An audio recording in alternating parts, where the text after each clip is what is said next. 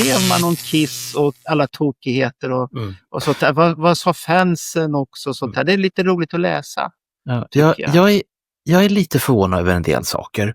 Ja. Och det handlar om hur mycket fakta det faktiskt fanns och hur tidig informationen var.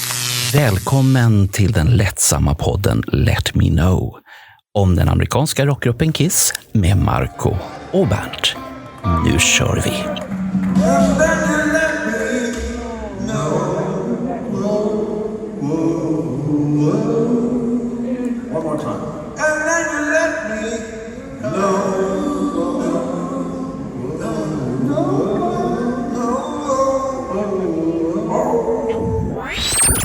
Nu säger vi välkomna till alla till äntligen en vanlig podd efter allt rumlande och dumlande och lajvande och evenemang och allt möjligt vad vi har gjort här nu. Så att nu kommer en vanlig traditionell podd. Och alla experterna.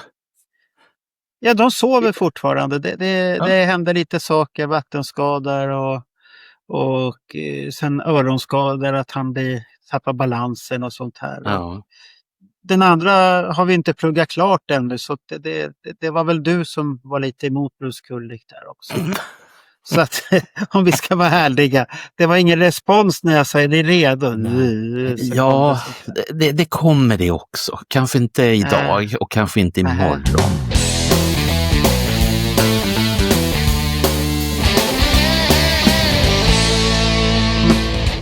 Dina ungdomsår.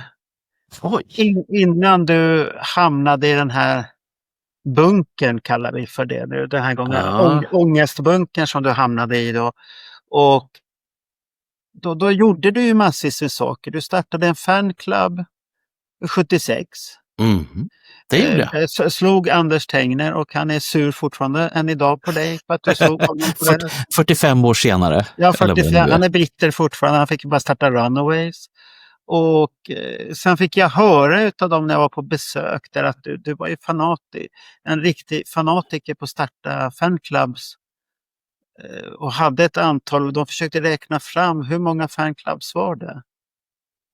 Aha, det är det många som har försökt att göra genom åren. Men hur många var det då? Alltså, det beror på, det var ju olika stadier som... För att, vi bara räkna så här på en hand. Hur många försökte du starta? Det var Kiss Army. Sen kom Hoppetossarna Village People. Japp. Och vad mer? Vi har Stars. Stars, just det pratar de om. Ja. Och sen? Nästan Angel. Ja, de la av innan du kom in. Ja. Nej, inte Bernt, hoppar vi åt. Nej, jag blev räddad. Ja. Stars drog jag igång. Ja. Och det är jättemånga säten. Vilken är den femte nu? Håll det till programmet. Magnus Uggla, ja, som vart pissed off på dig sen, ja. Nej, inte på mig, på managern. På managern, okej. Ja. Men nummer 6 då? Är det 6? Jo, jag vet vad det är frågan om. Ja. Fanklubben jag aldrig startade. Ja. 1974. Sven och Lotta Scandinavian Fanclub. Jaha, okej. Ja, då är det ett 7:e då. Den 7:e. Är det inte det? Ja, det är 6, men ett 7:e då? Finns det ett 7:e? Ja, enligt vissa så fick de för sig att det fanns ett 7:e, och det vill jag veta här nu i den här podden. Fanns det ett 7:e eller inte? För vi kommer till en poäng snart här nu som är väldigt rolig, och då blir det så här skrattgrej på det hela. Då, man säger så. Jag har svårt att tänka mig att det finns en 7:e. Okej. Då fanns det bara 6 då. För det var 2 entusiaster som trodde att du var fanclub utav Donna Summer. Nej, men visst hade det varit kul. Ja, du var inte och grävde i Donna Summer överhuvudtaget. Nej, jag var inte grävd i hennes... Men sen konstaterade vi där... Ja, nu ska du inte bli ledsen när vi säger det här, för det här tillhör lite din personlighet, att det är otroligt att en människa startar så många fanklubbar som i grund och botten är väldigt lat. Så vi kom fram till. Du menar blyg alltså? Nej, lat. Mm. Du är lite lat. Du vill gärna ha massvis med bollar i luften och sen händer det ingenting. Så var du glad när Angel sa att det var ingenting egentligen? Och sen Alltså, och Svenne och Lotta och Magnus Uggla alla de här. ja, Så att det kanske var lika bra. Vi tar dem en och en här. Men Sven och Lotta så var det som så här. Jag träffade dem 74, 75. Det var innan Kiss till och med. Ja, 74, 75. Jag hade faktiskt i ärlighetens namn inte en jävla susning om då, när jag pratade med Svenne Hedlund om att ha en fanclub för dem. Jag hade inte en susning om hur man skulle driva den. Men varför skulle du starta ändå? Därför att jag tyckte att det verkade vara en trevlig grej att kunna sprida glädje till andra människor. Det är bara att du vill sprida glädje och dela med dig av din kärlek. Japp. Det är ingenting annat. Nej. Okej. Vilken tur då. Så att då kan vi bocka av den här hybris-grejen som folk fått för sig att du har mycket hybris. Vi har ju drivit med dig att du har hybris. Så att det har jag fått bekräftat att nej, Bernt hade inte hybris. Och det är rätt så otroligt att han har haft så många fanklubbar för att han var jävligt blyg. Ja, det är sant. Ja, så hur lyckades du ha så många fanklubbar när man är blyg? Kiss-fanklubben väl var startad, då hade jag en grund att gå på, det vill säga hur driver man en fanklubb? På vilket sätt driver man en fanklubb? Och det var ju den grejen som jag tog med mig. Village People var jättedumt.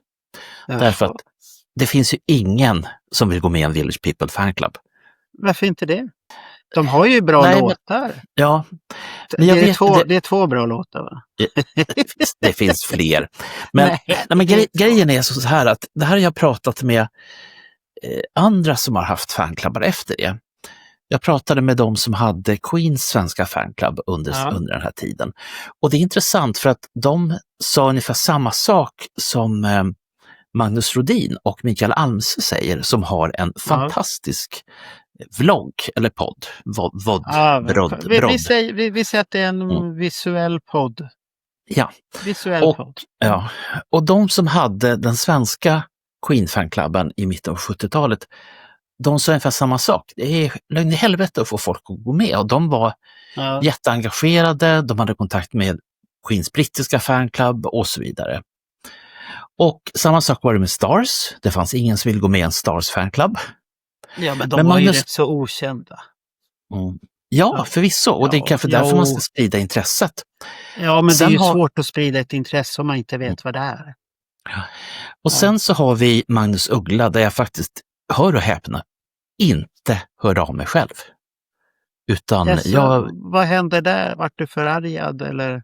Nej, utan vad som hände var att någon tipsade om att jag hade Kiss fanservice. Och det här bolaget, Eddie Larsens artisttjänst som de hette, det var Magnus Ugglas managementbolag vid den här tiden. De och CBS, där Magnus låg på, de ville helt enkelt få hjälp med att svara på hans fanmail, och den var oändlig.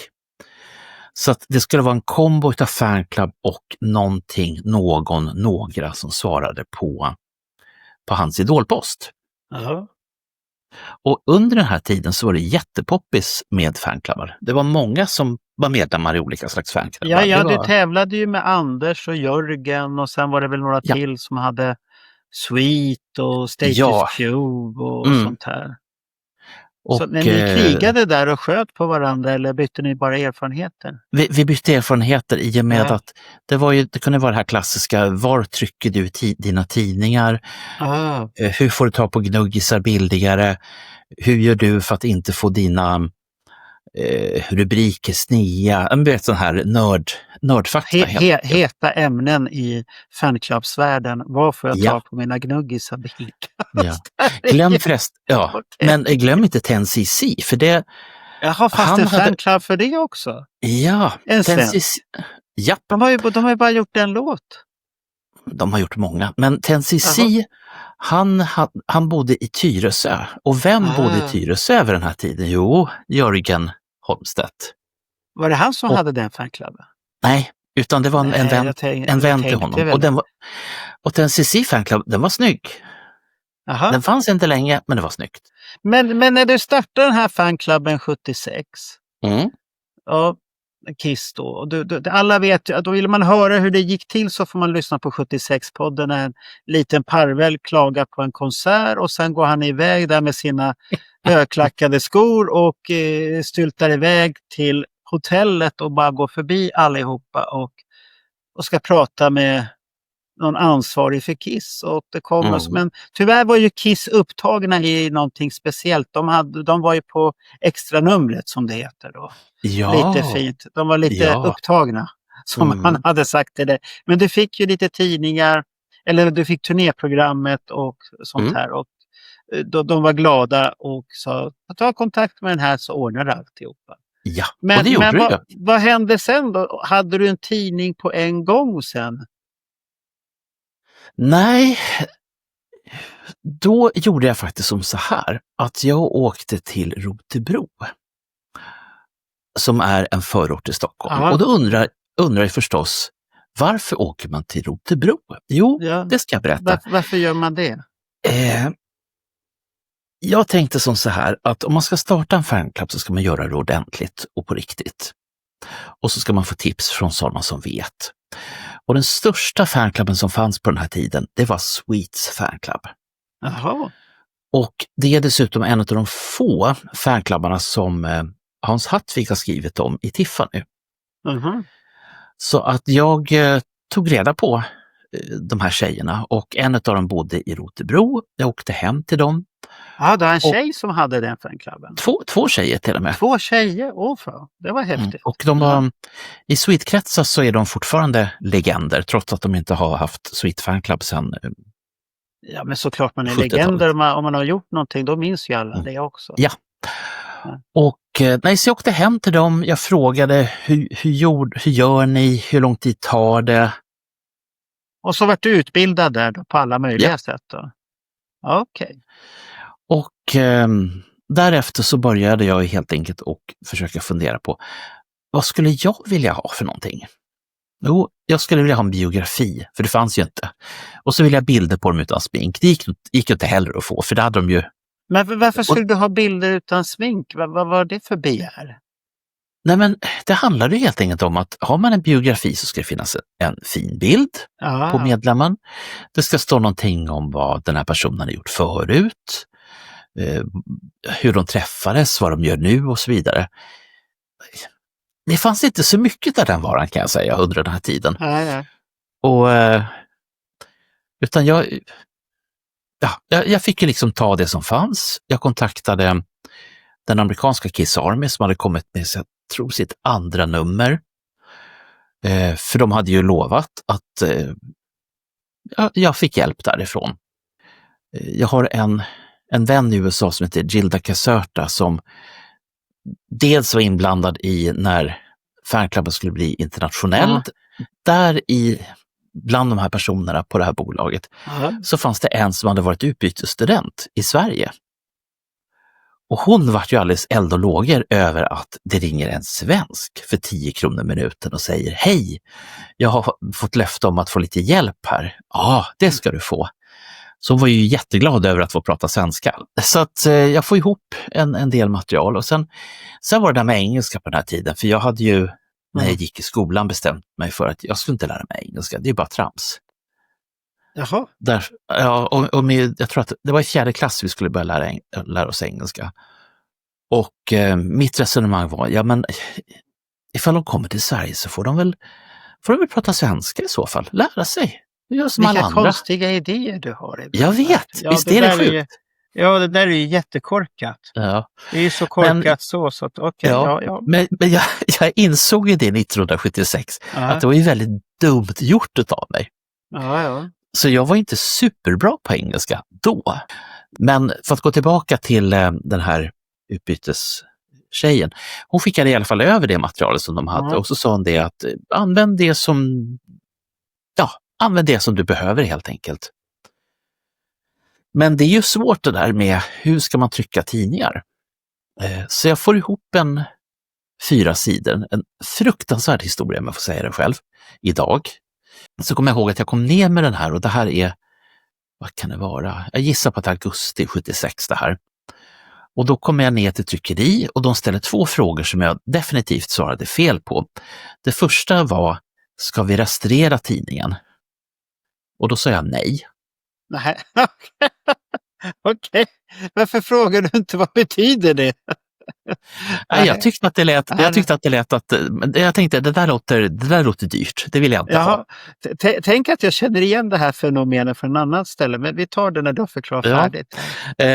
Ja, Marco, vad händer om man inte rastrerar en tidning? Ja, bilderna blir väldigt tråkiga. Ja, de blir det, va? Ja, bilderna blir tvåtoniga och inte flertoniga, att det är lite mer punkter. Alltså, bilderna byggs upp utav punkter. Det ser snyggare ut då. Ja. De blev alltså svarta, alltså alla bilderna var svarta eller vita. Det fanns inga gråtoner. Ja, det blir bara hårda kontraster då. Mm. Ja. Och sen så frågade de ifall jag ville ha kvitto. Ja. Och det förstod jag inte heller vad det var. Så jag sa att det ville jag. Men fan, du var ju över 15 år, såklart vet vad kvitto är. Hur kan du inte veta det? Nej, hade ni inte kvitton i Rågsved där du växte upp? Nej, det hade vi inte. Nej, men alltså det är en sak om du får kvitto i affären på mjölk och ströbröd och allt vad det nu är. Men här så ställer han frågan efter, ska vi registrera den? Nej. Vill du ha kvitto? Ja, det lät ju rimligt. Ja, då var det dyrt. Ja, precis. Och då var det dyrare helt plötsligt. Ja. Men det är ju bra att du gynnar samhället, eller hur? Ja. Det var ju bra. Och jag kan väl erkänna att nästa tidning som jag inte tryckte där, för att då hade jag lärt mig. Att vad kostade det att göra det där A4? Kommer du ihåg vad det kostade att göra ett A4 som du viker? Ja, jag får mig att den kostade då 2 spänn på den tiden. Ja, 2,50 någonting. Oj, okej. Ja, det var inte så farligt. 2,50. Jo, det blir rätt så mycket pengar på den tiden faktiskt. Ja. Sen tryckte jag ju även, för jag såg ju till att det fanns ett medlemspaket. Så att även en A3, och det var ju den här jättekända Kiss-bilden när de precis har fått sina nya destroyerdräkter. Ja. Och du har sett den här 1 miljard gånger. Ja. Och det var den enda... Men den var inte registrerad. Så den var väldigt hård. Men när vi tryckte den i A3, då var den registrerad. Ja, därför gubbarna tyckte synd om det, för att de sa ju den där fåntratten förstår ju ingenting där borta. Så nu hjälper vi honom.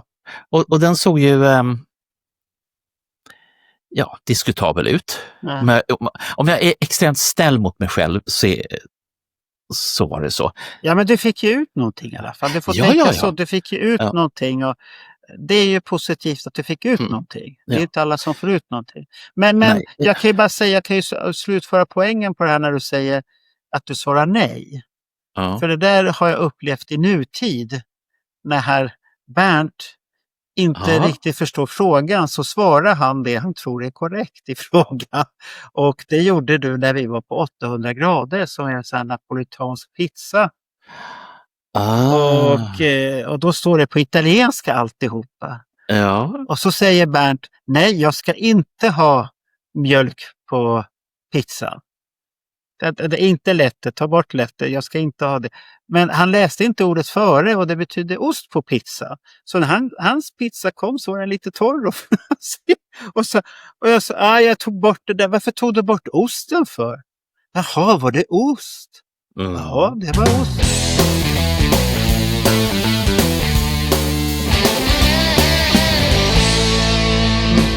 Ja, som sagt, jag insåg att man kan inte ha en tidning som är svart eller vit.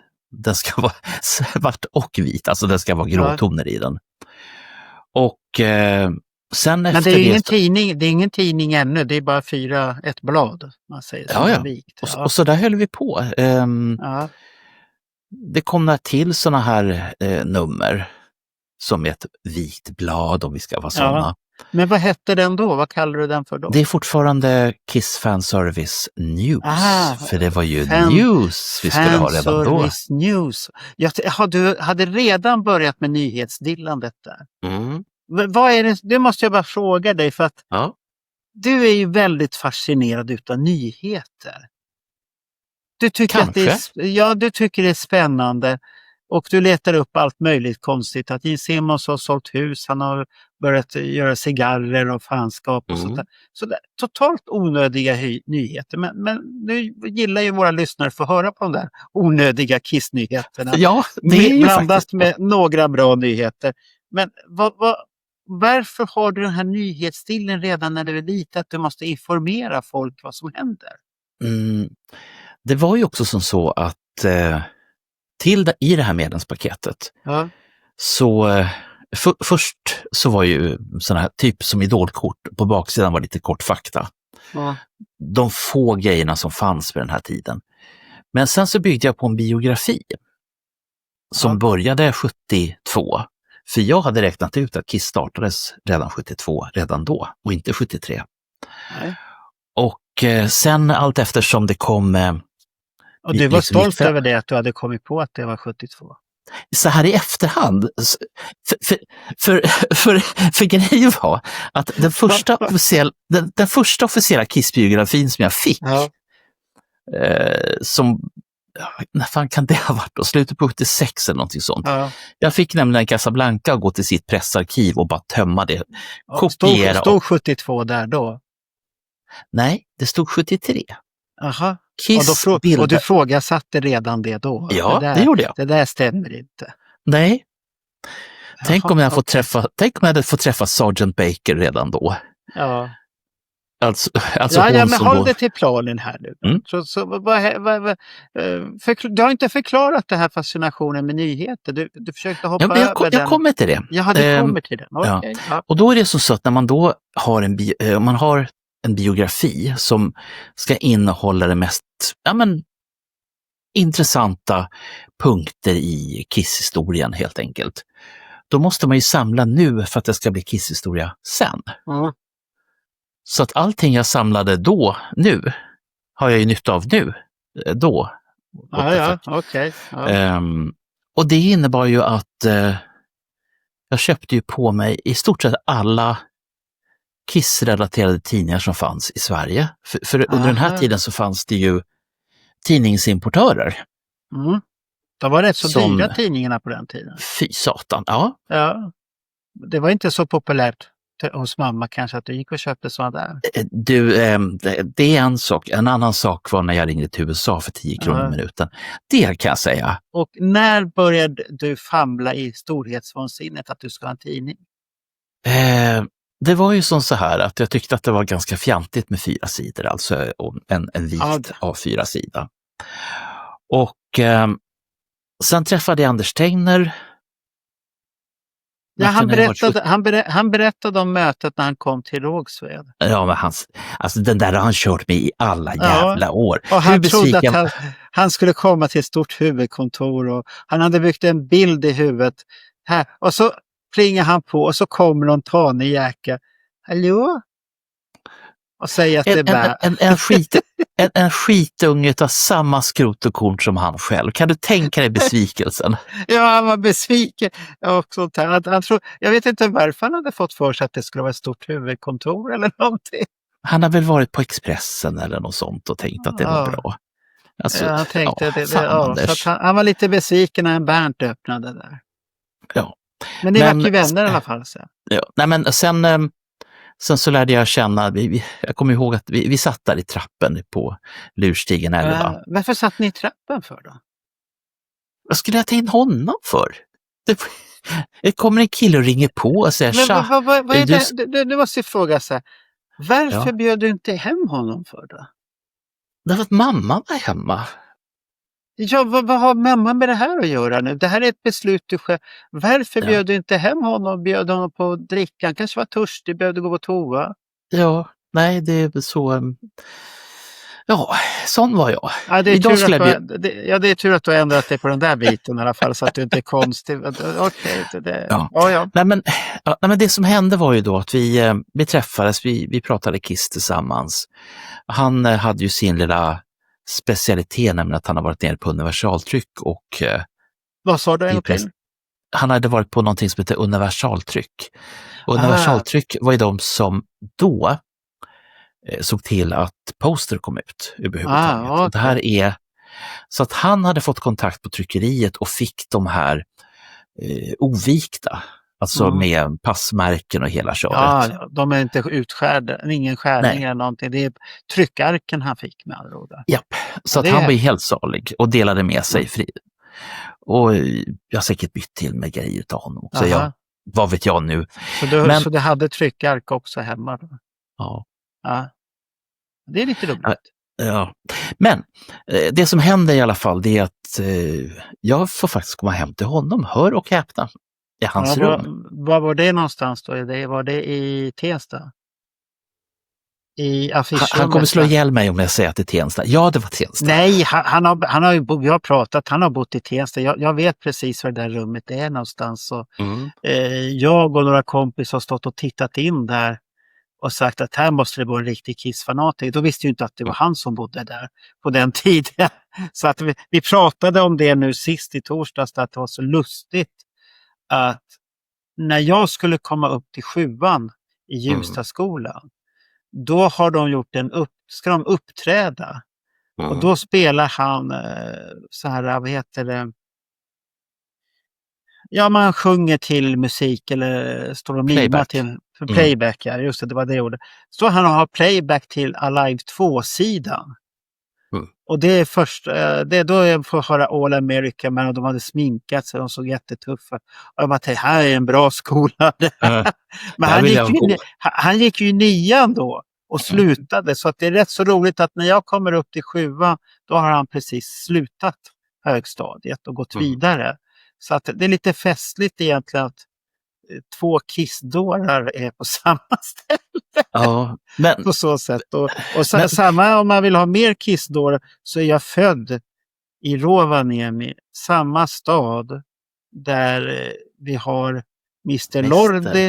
Lordi och han jag vet inte, jag tror inte han är det längre, men han var Kiss Army Finlands president. Så att vi kommer också från samma stad. Så han brukar alltid garva oss. Titta, Rovaniemi-pojken kommer. Det är lite roligt. Ja. Men det som ändå är att i Anders bok Access All Areas, där har han ju skrivit om den här händelsen. Ja, nej, men det var då när jag läste det så tänkte Ljusdagsskolan, han spelar Kiss. Ja, men helvete, det var ju han jag såg där uppe utan att veta om den en gång. Då var jag där. Då har jag suttit i publiken där. Så att det är festligt. Ja. Världen är liten. Så att jag kom hem till honom, jag fick se. Ja. Han skrev ju såna här Bill och Ben covers, alltså fanfiction skulle de kalla det för idag. Så han satt ju och skrev westernhistoria och det var slaskigt och det var blaffigt och så det var lite sex med också. Men han skrev redan då? Hur gammal var han då? Var det 16? Vi var 16 när vi lärde känna varandra. Och han skrev redan då? Okay, ja, men han visade mig sina små alster. Och han var ju den enda som jag kände som hade en egen skrivmaskin. Vi hade varsin reseskrivmaskin. Jag hade en Facit privat. Ja, egentligen mammas då. Men, och han hade någon sån här Silver Reed, en orange sak. Så att jag vart bara så här, orange. För att, som du vet så var ju orange och brunt, det var ju de stora färgerna under den här tiden. Men det där kan vi ta någon annan gång mer om Anders, därför att vi ska göra ett hemmabesök hos honom. På Gäringegränd? Ja, för att nej, inte på Gäringegränd. Där vet vi inte vem som bor hit. Vi kan ju gå ut och ställa utanför fönstret och stå och peka, så lär de väl ligga polisen sen efter ett tag. Men jag vet precis vilket hus det är fortfarande än idag. Ja. Så att jag vet precis det, kan jag säga. Jag roade mig med för, vad kan det vara, 10 år sedan. Då hade jag ett ärende 2 kvarter längre bort. Aha, där ute i Tensta då alltså? Ja, och då tog jag en bild på porten och sen så gick jag runt huset, tog en bild på hans pojkrum, eller det som hade varit, och så skickade jag det till honom. Eller bättre så Om det var Messenger eller om det var sms eller whatever. Men jag bara skickade iväg det. Jag sa ingenting. Och det var alldeles tyst. Det var ingen som hörde av sig överhuvudtaget. Så frågade jag Anders då något år senare. Fick du någonsin 2 bilder ifrån Gäringegränd? Ja, jag undrar vad fan det var.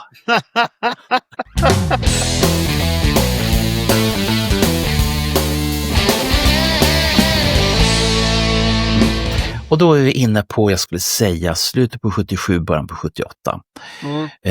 Då får jag ju en kraftfull skribent i Anders Tegner.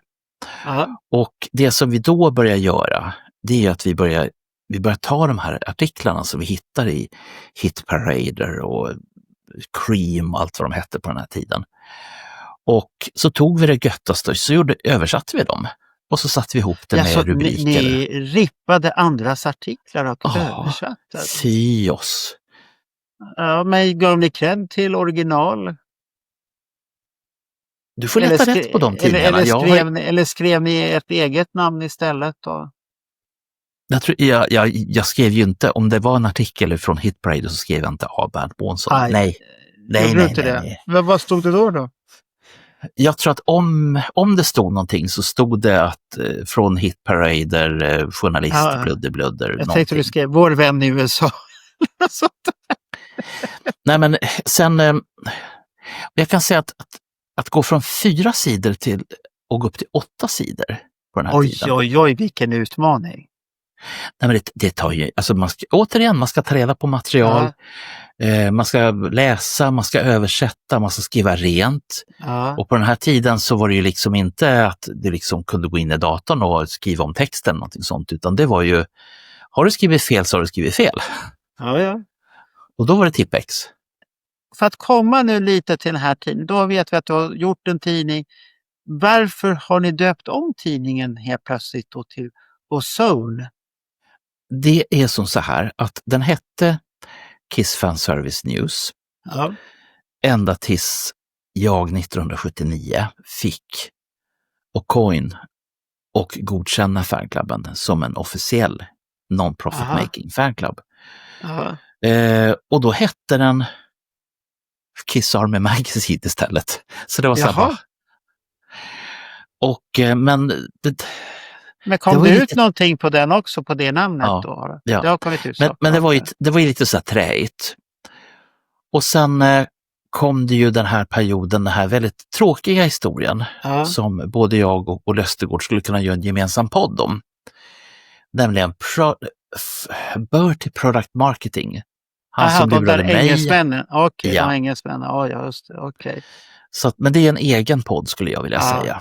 Den ville inte jag prata om för några år sedan, men efter jag träffade Olle och han berättade om att han hade råkat ut för precis samma sak, då kändes det mycket bättre. Jag har gått och burit på det så jävla många år.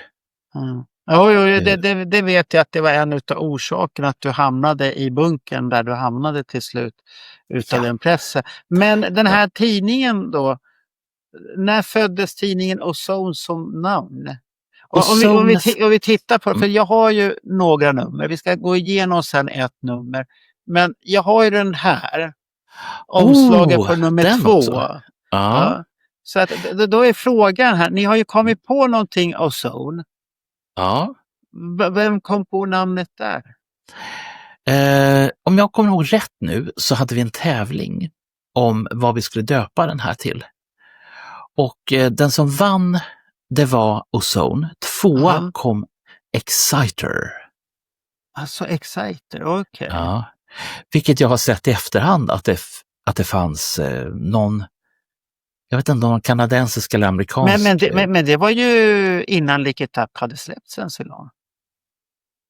Ja, för det är häradet. Ja, men också om ni kommer på 82, Lick Up 83. Ja, jag har ju fan med rätt i.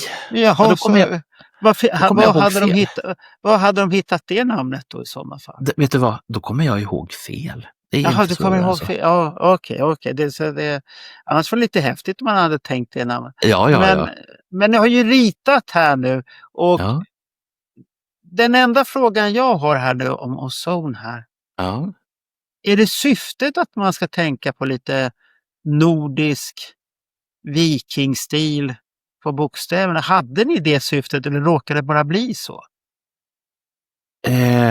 Jag kan säga så här, Anders Tegnér han var med fram tills Kiss Army Sweden-tiden. Ja. Och han var med tills jag gick in i bunkern, kan man Ja. säga. För där så försvann jag under något år. Ja. Och därefter så kom Kiss Fan Center och det är Kiss Fan Center som ger ut Ozone. Nej, jag ska säga så här. Men du har inte gått in i bunkern 82? Nej. Nej, men varför säger du då att du har gått Kiss Fan Center kom ju efter? Mm. Det var så här att sent 1980, tidigt 1981, jag är lite sådär svävande på månaderna. Då hade ju britterna tagit över. Ja. Och då hade jag ingen fanclub. Aha, okay. Och sen så höll de på att bete sig. Men många hörde av sig till mig och sa det att ursäkta, vi får inget fanclubsmaterial. Vi får inga tidningar, vi får ingenting. Och i det läget så kände jag mig otroligt skyldig. Jätteskyldig, för jag tänkte att det här men är du på rätt år nu, Bernt? Ja, för nu är vi på Kiss Fan Center kom 82. Sent 81, tidigt 82. Okej. Och så att det finns under tiden 79-80 några helt fantastiska Kiss Army Magazine. Men nu är vi inne på tredje generationens fanclub. Och så svar på din fråga, Marco. Nej, det finns inget nordiskt i det här, utan tanken var att det skulle vara space i och med att vi har Ace Frehley. Att det skulle vara rymd? Ja. Ja, då är ni ute och cyklar med det där typsnittet i alla fall. Ja, det här typsnittet är påhittat från original. Utav det där typsnittet får mig att tänka på två saker. Vikingar och ett tv-spel från 70-talet som heter Sonk.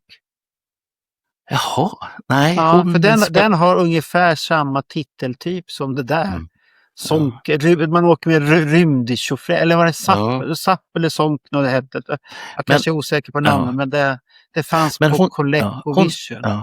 Hon som gjorde den här loggan, hon var väldigt rymdintresserad, så du är inte helt fel ute. Ja, var det den här Lady Starlight då? Yes. Aha, som var född i yttre rymden och hamnade på jorden. Ja, så kan man väl uttrycka sig. Ja, då stänger vi henne där då. Okej, det var Lady Starlight som hade gjort det där i alla fall. Men vet du vad, Marco? Hon är från dina, där du bor numera. Då får hon vara kvar där fortfarande i sådana fall. I Hässelbystrand. Ja, för så här yttre rymd. Vi är ju alla stjärnstoft, men vi behöver inte överdriva det. Men den här tidningen då, du har ju den här loggan som är väldigt speciell. Japp. Och du kör ju den här layouten för alla de här tidningarna. Ja, det stämmer. Att det är en logga högst upp och så står det nummer tydligt och sen på den här är det allt om det äldre. Ja, det vart ju det. Och sen är det Erik Carr special. Jag har en liten fråga. Visste du allt om äldre egentligen? Som allt det här med brunnar och det som har kommit fram idag? Vi samlade ju på, alltså jag samlade ju på mig oerhört mycket. Alltså allting som gick, och det skrevs ju väldigt mycket, för att när vi kommer fram till den här tiden, då har jag ett väldigt omfattande byte utav tidningar från olika länder. Jag hade ABBA-fans i USA som jag skickade ABBA-grejer till. Du skickade ABBA-grejer till dem då? Och automatiskt så kommer det massor med klipp ifrån tidningar USA och sånt där. Okay. Och det var ju samma sak i Belgien, Tyskland, Nederländerna, Storbritannien. Och sen så skaffade jag mig även korrespondenter i de här länderna som då skulle snabbt kunna berätta vad som händer eller hände. Och jag hade ett par stycken i Toronto som var väldigt snabba på information. De kunde till och med komma över en demokassett, sånt där som jag aldrig fick tag på här. Och fick man en demokassett i Europa, då fick man ju vänta länge. Och det i sin tur, det finns ju ett parallellt spår på det här som började 79-80 och det är ju Söndagstelefonssvararen. Ja, det var den jag ville komma fram till. Så den började i samma veva här då. Men varför gjorde du den då?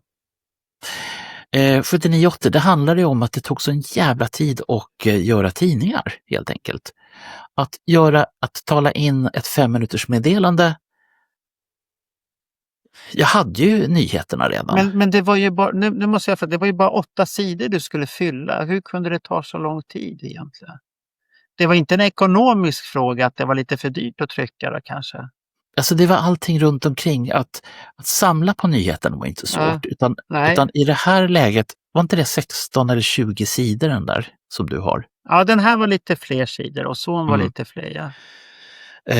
Och det tar en jävla tid. Och sen så är ju, på den här tiden så gör man ju allting för hand. Det är gnuggisar, det är vax, det är förstora upp grejer i reprokameror, det är förminska saker i reprokameror, det är så jävla mycket. Alltså det tar sån... Vem hjälpte dig med reprokameror och sånt och för att förstora textsnuttar och sånt? Under den här tiden så jobbade jag på Skolidrottsförbundet. Och jaha, så Skolidrottsförbundet fick betala Nej, okay. Utan på Riksidrottsförbundet som låg i Farsta, då fanns det ett reprorum som man fick boka in. Det gjorde jag, när ingen annan använde det. Jag har inte utnyttjat dem på det. Vem betalade materialet då? Det gjorde jag, det köpte jag från Matton. Jaha, du köpte själv material. Men det var ju rätt så dyrt att köpa sådana där filmer och grejer. Fy fan. Vad kan det ha varit? Det kan ha varit en 15 spänn för en A5 eller något. Det är dyrt så in i helvete i alla fall. Så du har lärt dig att räkna ut förstoringar och sånt i alla fall i reprokamera? Ja, med 70% si och 30% så. Ja. Det var ju sånt här, det kunde inte jag 1976 när jag var nere och så frågade de, vill du ha rastrerat? Nej, men då hade du lärt i alla fall lite sånt där. Så du själv fixade allt i reprokameran, förstorade och mixtrade och hade dig och sånt här. Exakt. Och så kunde du framkalla det. Så att det var ju tur att Farsta hade det då. Tack. Hade de inte haft det, hur hade du löst det då annars då? Alltså, innan dess så måste jag tänka efter, för det är så satans länge sedan. Jag tror att det som vi gjorde på den tiden, det var att vi gjorde allting i A4-format. Och sen så gjorde vi filmer på de här. Och sen så förminskar vi det här till, är det 70% man förminskar när man ska från A4 till A5? Jag tror det, va? Ja, det är någonting sånt. Ja. Det är hälften, det ser ut som hälften, men det är inte riktigt hälften. Nej, så därför att man måste ha marginaler och sånt där också. Men, och jag vet inte, det måste ha varit otroligt sadistiska på den här tiden, för att vi hade bestämt så att det skulle få plats mycket text och det bara gick. Och tog man då A4-text som var, vad var det, 12 på 11 eller 11 på 10. Nu är det här faktaspråk. Marco vet det brukar vara 12 punkters på sånt där. Ja. Och om man förstår ner det, då blir det med god vilja kanske 6 punkters, 7 punkters. Ja, men det blir rätt så jobbigt att läsa då. Och det funkar jättebra när man är runt 16-17 år att läsa. Men jag kan säga en sak. Jag kan bara säga en sak. Ska jag läsa en sån tidning idag? Jaha, då kommer den där till hjälp då. Okay. Den här är bra till CD-skivor också, ska du veta. Och så börjar... Vänta, du ställde en fråga här angående Kiss Army Magazine-tidningarna. Hur kunde vi göra dem så snygga på den tiden? Jo. Nej, det ställde jag aldrig, men jag kan ju berätta eftersom du nu frågade.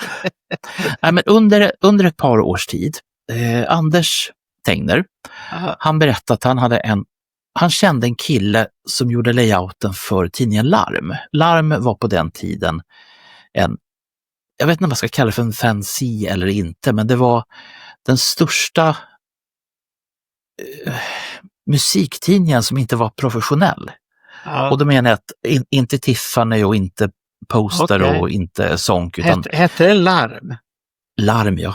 Jaha, låter mer som en utryckningstid. Så här blåa ljus eller något sånt här liknande. Ja, men gärna progg och den typen av grejer. Okay. Så Anders han tipsade om den här killen. Ja. Och jag ringde honom och sa, tja, hej, vi har fanclub. Aha, sa han. Vi skulle vilja utnyttja dina layouttjänster. Okej. Ja. Och det kan jag nog säga nu, för 1000 spänn, då tog han och gjorde layouten på då hade vi 16-20 sidorna. Och vi gick så pass långt så att han hade även svarta bakgrunder och vit text. Jaha, oj. Jag vet inte om det var idioti eller genialiskt, det får Marko Rovinen avgöra. Jo, men det kan vara effektfullt. Så att under den här tiden, så han gjorde ju allt då. Ja. Han gjorde repron, han gjorde layouten, alltså vi skickade... Han gjorde originalet till tryckeriet med andra ord då. Ja. Okay. Men det han inte gjorde, det var att skapa materialet, för det gjorde ni. Okay. Tegne gjorde sitt och jag gjorde mitt och sen var det bra. Okay. Men när vi är på Ozone, som du frågade om, then I am on my own. Då fanns det ingen Bosse Sadig och det fanns ingen Vad hände med dem då? Ville de inte vara kvar där heller helt plötsligt? Eller hade du fått något redaktionsbråk? Eller vad hände? Eller var det storhetsvansinnet som kom från dig? Nej, men jag kommer faktiskt inte ihåg vad som hände då mellan... men det vet jag förresten. Vi gjorde en del grejer ungefär samtidigt, Anders och jag. Vi hade ju så mycket tid på den här tiden, som du vet. Ja. Och det var ju någon innesak som hette närradio på den tiden. Radio kom in där också. Ja, och och jag lyssnade mycket på nattsändningar på Stockholms närradio.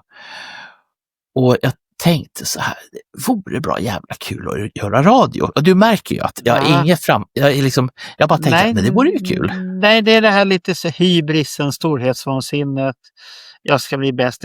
Den finns där lite och pockar, och sen vill inte du erkänna alltid att den finns där. Kanske inte. Men det som händer i alla fall, det är att men det var jag. Jag fick kontakt med ett gäng som heter Clemens Klubb. Lägg nu det här på minnet, för det här är viktigt för andra tillfällen. Och jag släpper med några av mina kompisar. Anders Tengner, Keke Savifjord, Per Månsson och några till. Ingen släkting till mig. Nej. Utan, för jag har nämligen fått höra talas om, för på den tiden för att sända närradio så var du tvungen att ha en förening i botten. Och föreningen Clemens Klubb som sände radio, men de tyckte inte det var kul längre. Så att vi blev medlemmar i Clemens Klubb. Och sen så tog vi över styrelsen. Så att Clemens Klubb sände någonting som heter Heavy Metal Heaven. Ja, det har du gjort reklam många gånger för. Ja, det har väl hänt. Ja. Men det som hände i alla fall, det är att vi gör våra grejer helt enkelt. Jag gör filmfluktar. Och sen Anders som är så fin, alltid. Han påminner alltid om att på den här tiden så hade vi hette ju inte våra riktiga namn, utan vi hade alla signaturer. Han hette ju Andy Tanner och Keke Savifjord hette KK. Och så där höll det på. Och så kom de till mig och så sa de vad ska du ha för någonting? Kan jag inte bara heta Bernt? Nej, jag kan inte. Måste ha signatur. Någonstans där så håller Hasse och Tage på med sina Lindemän. Ja. Och då kommer punkrockare Trindeman Lindeman in i bilden. Och Trindeman Lindeman, han har en kompis som heter Bert Stjärt. Jaha, det var där Bert Stjärt kom. Och jag insåg efter ett par av våra grejer då att, för jag gjorde ju seriösa filmrecensioner. Ja. Och självklart så var det Bert Stjärt som hade filmfluktar. Han var ju fluktis. Ja, fluktis. Han fluktade. Fluktis, ja. Men inte på sånt. Utan... Ja, men du är ju där och skrapar.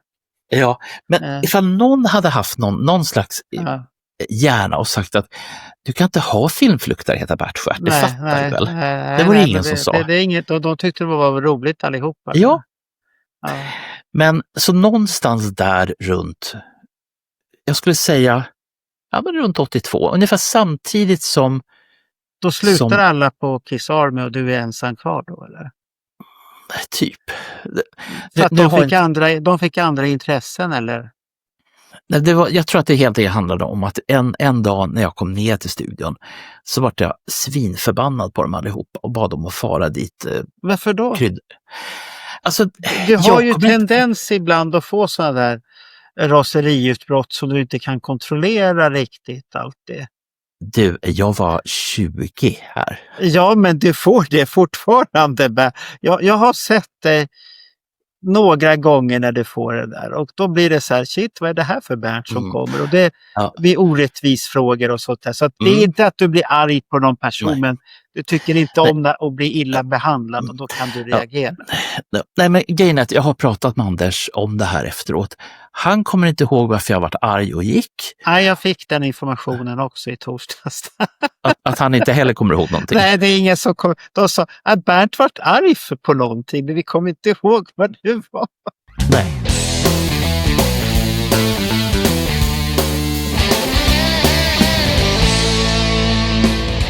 Jag ska inte säga att jag var bäst, för det var jag inte, utan jag klarade av att få ihop en tidning. Jag klarade av att layouta den, jag klarade av att få iväg den till tryckeri. Ja.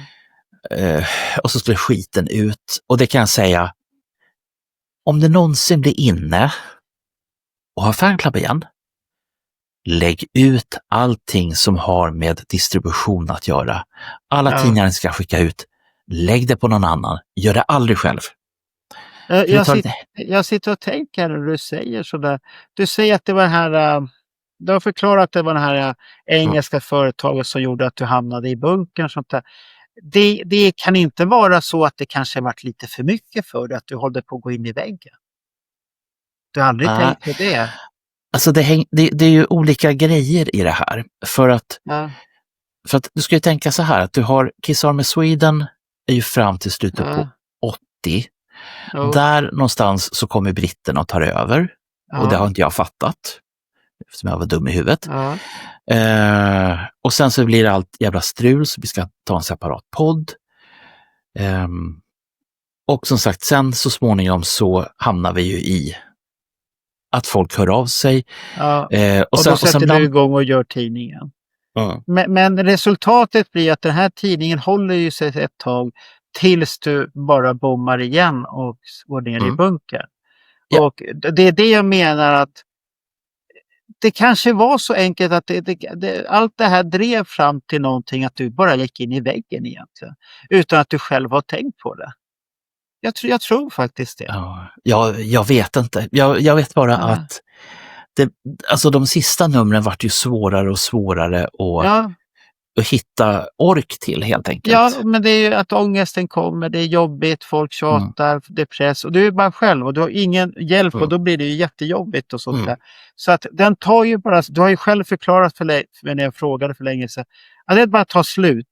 Jag drar skynket över mig och så det låter ju mer som allt det här framkallade en jättedjup ångest egentligen. Sen att du säger att det kommer ut ur garderoben, det har inte med den garderoben att göra. Så det är därför jag säger att du gick ner i bunkern, du drog täcket över dig och så var du där och så sket du i allt bara. För det som sen hände var ju att 2 år senare, jag tror det är 85, som sagt. Det finns säkert tidsstudiemän som har koll på varenda dag och månad och år. Men någonstans i det häradet så bestämde jag mig att nu skiter jag i allt. För jag hade ju liksom det här dåliga samvetet så länge över att jag inte presterade tidningar. Och till slut tänkte jag det, att om jag säljer min samling så kan ångesten försvinner. Jaha, du tror, okej. Ja, men då är det ju en typisk ångestgrej du har hamnat. Det går i väggen syndrom fast det inte fanns på den tiden. Nej. Att det vart för mycket för dig. Och du ville dra undan. Så det finns en enkel förklaring. Så det är inte den förklaringen som många tror, att det är en Så tyvärr, man kan hamna i det. Och du vart ensam, du ville dra vidare och jobba. Men det kanske inte var så jävla bra att vara ensam. Men slut om det negativa. Nu tänkte jag att vi ska titta på ett nummer.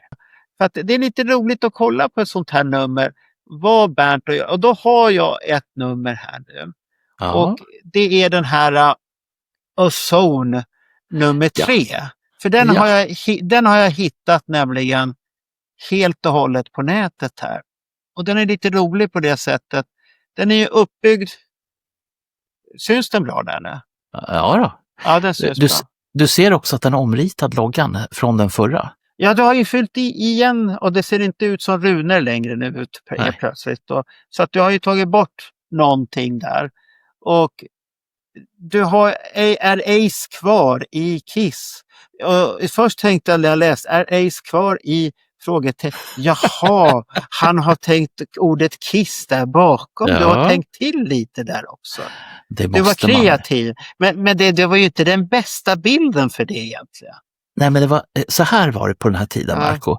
Man kunde inte bara ta bilder hur som helst, utan man hade ju en viss bildkollektion som man fick hålla sig till. Ja, du fick ta de bilderna du hittade i tidningen. Och så att det är lite som fortfarande, om man säger så. Men det här är ju nummer 3 och det är 82. Ja. Kommer du ihåg när den kom ut 82 det här? Nej. Eftersom du har äldretexterna fortfarande här. Alltså har inte Creatures kommit ut, misstänker jag riktigt. Vi kan väl titta och se. Ja, vi kan ju bläddra in här i tidningen. Vänta, ska vi se här. Här har vi då tidningen. Syns den bra eller ska jag ta bort sidofältet? Det kan ju ta bort det. Jag tror att det där syns ganska bra för de som tittar. De som hör, de kommer inte höra ett dugg. Nej, men nu har vi kommit till innehållssidorna. Första sidan 2 och så. Då har han en rolig News from the States. Ja, där har vi en väldigt idag välkänd Kiss-figur, Gilda Caserta.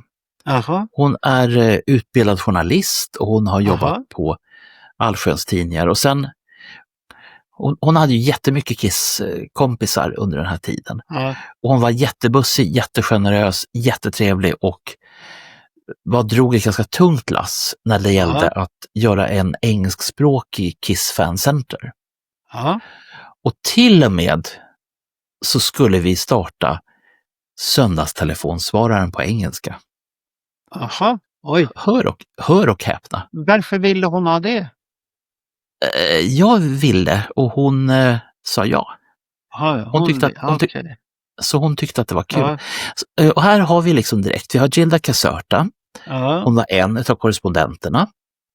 Och sen tror jag att om vi går ner i den här lilla informationsrutan där. Ja, det är så långt ner det går här nu. Ja, då har vi special thanks to... Jag ska se om jag kan zooma in lite till här då. Så ser vi dem. Man kan efterbeställa hos Ozone, ser jag där. Ja, beställ på bara. Du kan skicka den till den här postboxen, det blir bra. Ja. Men du gör ju tidningen i ett antal exemplar som jag tycker är lite häftigt. Det står ju 700 exemplar. Nej, det står 1700 exemplar. Det är ju jättemycket ju. Den var stor alltså. Det var den. Ja, men det är ju jättemycket tidningar. Så mycket har aldrig Destroyer varit i närheten av. Ja. Så att, hur många fans hade du då? Medlemmar? Alltså någonstans i det häradet när det var som mest.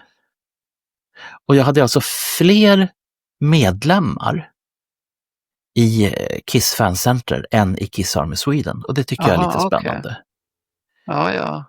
Men för här har vi till exempel special thanks till, vi har Bernie Ballers som var på den här tiden stor Kiss-fantast. Elisabeth Johansson, det var hon som hade hon var en av dem som var med när man fick träffa Kiss på Eriksdalshallen. Så hon står ju och är jätteglad i Air Car och de blev ju brevkompisar. Det är hon. Ja. Det var inte den som kramade Paul i alla fall. Nej. Så att det finns lite grann där. Sen ser jag att det fattas lite grann på rutan där, men det är lim ibland som blir så. Oj. Ja, det kan det ju bli. Här har du någonting som söks här. Och så skriver du att det är lite specialare här, att man ska titta och söka. Men tittar vi här på första sidan då. Då Där har vi har här vi Kiss i Stockholm. 1980. Ja, det är lite Och den har häftigt. den har inte jag skrivit. Vem har gjort den sen då? Den här är faktiskt en finsk. Just det var den här som jag satt och skrattade åt att den kom från Suosikki. Ja, Mm. och då hade jag en finsk korrespondent, eller två faktiskt. Jag hade Mikael Har du sett här lite rolig text? Ace satt i en länsstol och kastade då och då, enligt honom själv, underhållande repliker ut i luften. Han försökte med alla krafter hålla ögonen öppna. Vad Ja, alla krafter? Vad hade han för alla krafter han försökte? Är det från presskonferensen de menar då? Det måste det vara. Jag har ingen aning.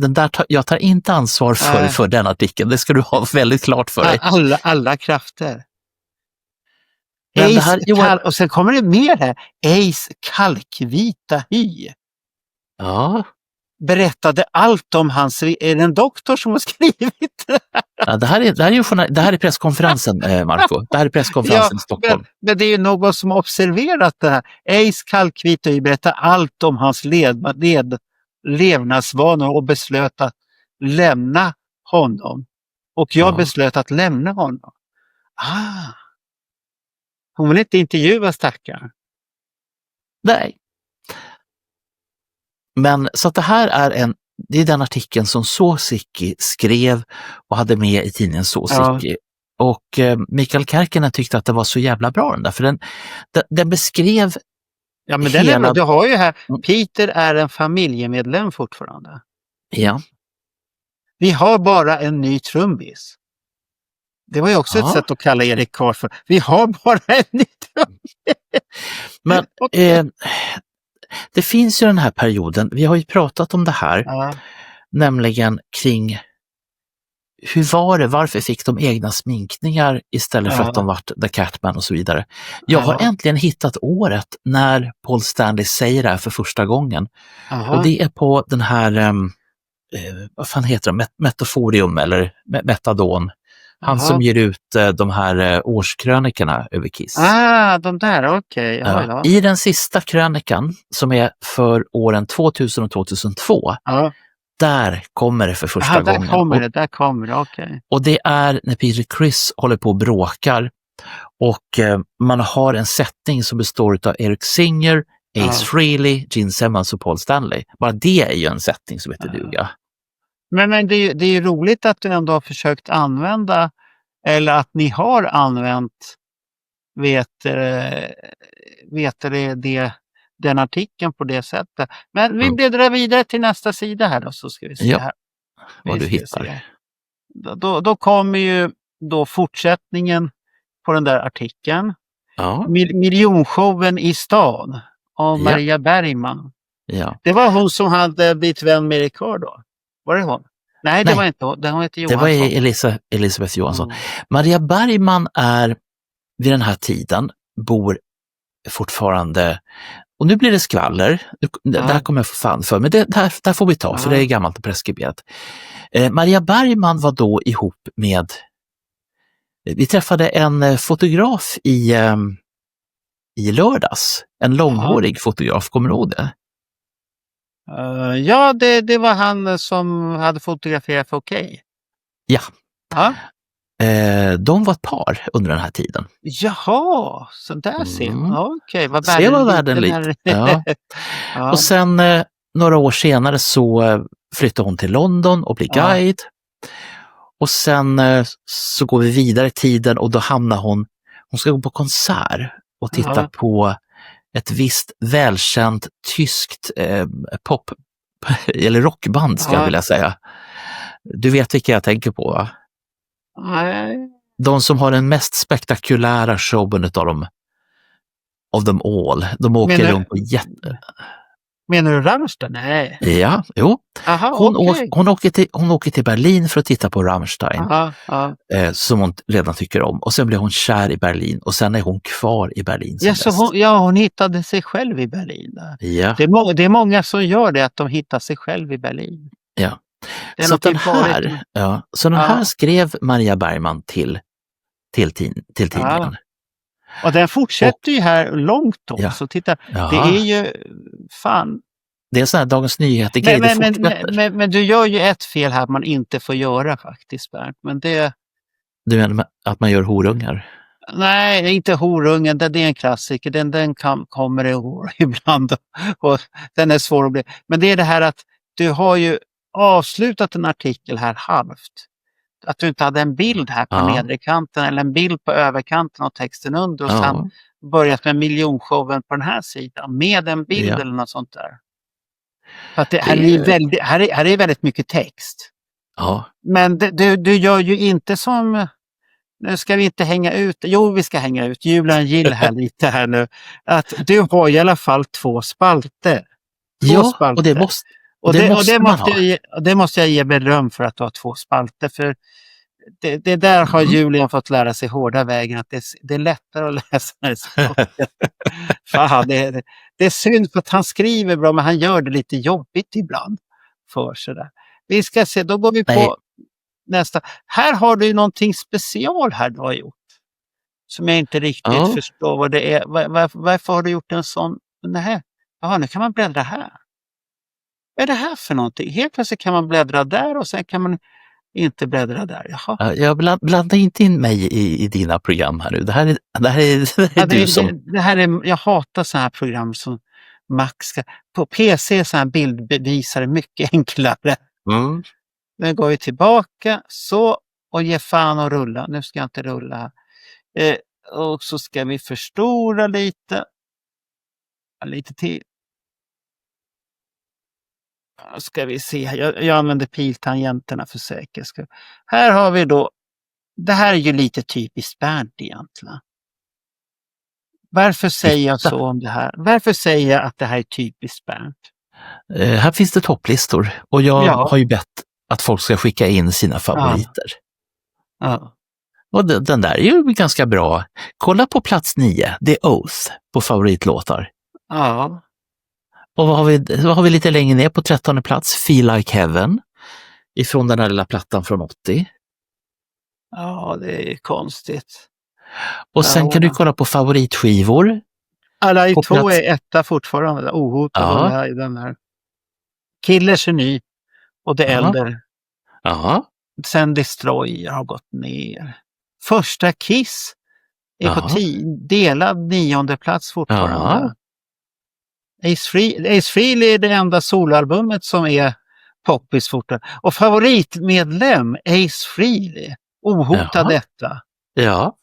Gene Simmons delad 2 tillsammans med Paul Stanley, som du har gjort en 2 på vänster sida som har upp till 4. Och Peter Criss är inte poppis alls. Nej. Kolla förresten på favoritlåtar på plats nummer 11. Escape from the Island. Ja, men jag har en fråga här. Kiss Charts fortsätter i nummer 4. Denna gång finns lös röstningskupong bifogad. Har du gjort en röstningskupong? Ja, jag gjorde det. Du kan även rösta på Peters soloplattor. Tänk på att skilja Strutter 78 från Strutter om du röstar på dessa låtar. Jaha, det var viktigt. Ordning och leda. Det är 2 soloplattor du hade med Peter. Kom det några låtar från dem? Det får vi titta i nästa nummer. Ja, jag tror inte att det gjorde det. Jag kan inte tänka mig att det gjorde det. Vi går vidare här och så tittar vi igen. Det tar lite tid, men det får man ta här nu. här kommer det då en ny häftig grej här. Hallå, är det Gene? Varför har du valt den rubriken här? Och det är en cool bild på Gene annars. Ja.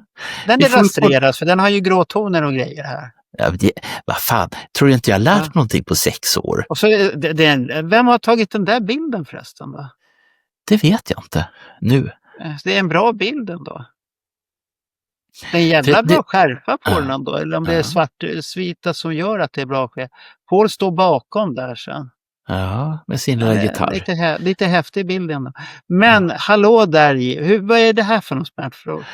Vad står det för någonting? Jag får zooma lite grann i texten. Jag kan inte se de där Ja, vill du att jag myrbokstäverna. ska zooma? Okej, vänta, ska Ja. vi se. Vi ska titta, zooma in, kringla plus. Okej, kringla. Och vad är plus då? Ja, den är uppe i himlen någonstans. Där uppe. Vi ska se. Ja, nu hittar jag den. Vi ska se här. Vad hittar vi här? I början av december 81 hade det äldre precis kommit ut. Jag sa den på att göra en superintervju med vår egen favoritbasist Gene Simmons. Låt bli och som läsaren. Aha. Håll till godo. Ja. Okej, det är från Australien-turnén då. Okej, då förstår jag. Ja. Och nej, det är efter. I början av december 81 hade det... Ja, just det. Då är det efter. Ja, då är det efter. Ja. Det står här roligt så här. Han verkar ha smält in väldigt bra. Det är som Peter Criss aldrig lämnade bandet. Har du sett det här? Ja. Journalisten tycker att Peter, det var lite lustigt. Ja, Erik har en mycket bra ersättare till Peter. Han hade aldrig några problem att anpassa sig från ett klubbband till 40 000 i publiksiffror. Aha, nu är det Jeans siffror här. Ja, det är direkt 40 000 och sånt här. Vi får många filmanbud hela tiden. Aha. Om att göra en rymdoperafilm med Kiss i huvudrollen. Vem har skickat att de ska göra en rymdfilm? Vad är det han sitter och bullshittar här nu igen? Det här är ju otroligt man läser såna gamla nu. Vad han säger dumheter. Om du skulle bli skådespelare, skulle du spela Gene Simmons i Kiss eller kanske något annat? Jag skulle nog kunna spela någonting annat. Ja, tyvärr Gene, du kan spela arab och Israel. Det är det du har lyckats spela. Ja. Eller är det bara arab han har spelat hela tiden? Und arab hela tiden? Ja, inte riktigt. Ja, men på alla de här Miami Vice. Han har ju spelat en transperson också. Ja, han har varit en transa var han ju också. Och sen har han varit advokat. Han hade varit en bra sagoberättare för småbarn. Här kommer in, nu ska vi berätta. Men om du fortsätter att läsa om The Elder. Men hade vi klagat på sagoberättarna om det hade varit Gene som hade läst sagor i transkläder? Det får någon annan svara på. Det där är en intressant fråga faktiskt. Ja. Är den där transfrågan inte så farlig egentligen? Det beror bara på vem som gör det. Och sen står det här så, fortsättning på sidan 19. Ja. Vad händer där, Bernt? Har det hänt någonting? Vad har hänt? Det kan bli så ibland. Okej. Alltså vad jag kanske skulle ha gjort idag, det är att jag skulle nog ha klippt ner den där så att den bara fick plats på den där sidan. Det var vad jag tror att jag hade. Det hade du inte behövt göra. Du hade väl kunnat fortsätta på sidan bakom. Det enda jag stör mig på det är inget fel på layouten tycker jag egentligen om man tänker på vad du har haft. Det är att rubriken är lite tanig. Det är det enda. Annars är det ingenting jag stör mig på. Så det är att den är lite så här, hallå är det Gene? Den kunde ha varit lite kraftigare och lite häftigare. Så hade jag tyckt att den var bättre. Men sen kommer det här. Istället för att Gene-artikeln fortsätter, då kommer någonting som heter, det här var viktigare än Gene-artikeln. Ja, det måste det ha varit. Ja, varför var det? Hur tänkte du där, Bernt? Ja. Answering service. Ja. Och då är det så... Vad är det för någonting? Berätta. Jo, det ska jag berätta. Det var ju som så här att fanklubben hade ju faktiskt en telefon till och från. Aha. Det var lite si och så med att jag svarade i den. Men ibland så svarade jag i den. Och folk hade ofta kissfrågor. Och vad jag gjorde var att jag samlade ihop dels de kissfrågorna. Okay. Och sen hade folk även skrivit in som jag svarade på. Och det finns ju många gånger, vad ska man kalla det för, många gånger så fanns det otroligt mycket. Här finns det en liten intressant sak. Ungefär i mitten. Varför finns inte Kiss Swedish Army? Hur många vet om att det fanns någonting som heter Kiss Swedish Army? Var ser du det? Står I det här? mitten på högerspalten. Jaha, där ser man. Ja, Hur många visste om den? ja, det är dåligt medel. Varför finns inte... Ja, den fanklubben fanns 76 och det var dåligt medlemsantal. Och Ja. dåligt rykte. Vad var det för dåligt rykte? Hade du redan börjat med dina groupie-grejer där då, att du hade dåligt rykte? Nej, det här handlar inte om mig. Det här var en annan fanklubb. Aha. Förstod du inte det? Nej, men det här... vem är F och vem är S? Som Frågor och svarar. svar. Frågor och svar. Jaha, man får inte veta vem är det som har svarat på de här? Det är du som har svarat på frågorna. Oftast är det jag. Ja, okej. Det kan vara Okej. andra också. Det är någon som frågar här, en rolig fråga. När kommer Alive 3? Svar, inte än på ett tag. Ja. Det hade du rätt i. Den kommer Ja. inte på ett jävla bra tag. Och kommer Kiss till Europa i år? Troligen Nej. inte. Nej. Nej. Det gjorde de ju inte heller. De kom 83. När kommer Kiss i norsk tv? Ja. Jaha, okej, det var en seriös... Hur skulle du veta att nu kommer Kiss? Titta, vad är det för roliga... Har inte Ace och Paul och Gene någon bil? Men Gene åker limousin istället, men han hade inte körkort det för fan. Nej, precis. Det här har en grej. För ett bra tag sedan så hörde jag söndagstelefonsvararen en jättebra version på Do You Love Me? Men det är en live-version. Hur får man tag på den? Och svaret är, den finns inte att köpa. Den finns bara på Berntram liveband. Jaha, där ja. Ja, det finns mycket grejer. Vänta, ska vi se. Vad har vi för... Det här fortsätter så här. Vilken är Kiss mest sålda singel? Det hade du svar på bett. Ja. Va? Är det sant att Jeans bas är specialbyggd? Nu ska vi se vad smarta band. Inte riktigt, men med Gene har... Jaha, var det din lokala knarklangare där? Ja, det var det. Ja. Gene har utformat den. Ja. Rick James har samma bas på omslaget till sin senaste platta. Ja. Vad betyder trean i Peters namnteckning? Lyckosymbol, okej. Aha. Har Kiss slagit Beatles publikrekord? Ja, i Tokyo, Japan 77. Finns det Kiss dovkor? Vad är det? Är det dockor? Ja, det är dovkor. Det är sådana där som ja, du det fanns i det måste heta leksakaffärerna för ett par år sedan. Men nu är det totalt slutsålda. Ja, det var de ju också. Så då hade jag kunnat skriva, kommer om 20 år och då finns det något som heter eBay. Men vad är det här då? Kissogram, vad är det? Telegramnyheter. Telegramnyheter, okej. Alltså korta notiser. Okej. Paul är återigen tillsammans med Donna Dixon. Det här är sånt här som du gillar. Jaha. Det sägs att hon tröttnade på Lee Mayors. Okej. Och Paul är mer man än... Och det var ju typiskt kommentar. För att det duckar någon annan och göra det. Han är mer man. Han är hårigare. Okej. Kiss donerade ett par dräkter till en aktion för leukemi. Det var ju snällt. Ja. Inbringade många viktiga slantar. Hur vet du att de inbringade många viktiga slantar? Därför att den informationen fick jag ifrån den källan. Okej. Ja, det här är sånt här roligt. Och det är det som är så här, som jag tycker att man kan köpa ibland så här gamla fanzines och sånt där. Och tidningar överhuvudtaget, för det står så mycket rappakalja i dem. Så man undrar ibland, vad har de fått alltihopa? Träffar de Kiss? Och sen bjuder du ju på den här. Ja. Det är en bra bild. Den är fint. Ja, men det är en bra bild. Ja, du har fått till den med den förmåga du har gjort, så har du gjort det bra ändå. Ja, jag har den till, och så har du lagt till loggan här uppe. Ja, och så ser jag ju tyvärr att den är lite sned. Det gjorde jag ju inte då. Ja. Nej, men den är snygg ändå på sitt sätt. Ja. Ja, den är fin. Var den populär? Va? Var bilden populär? Det vet jag inte.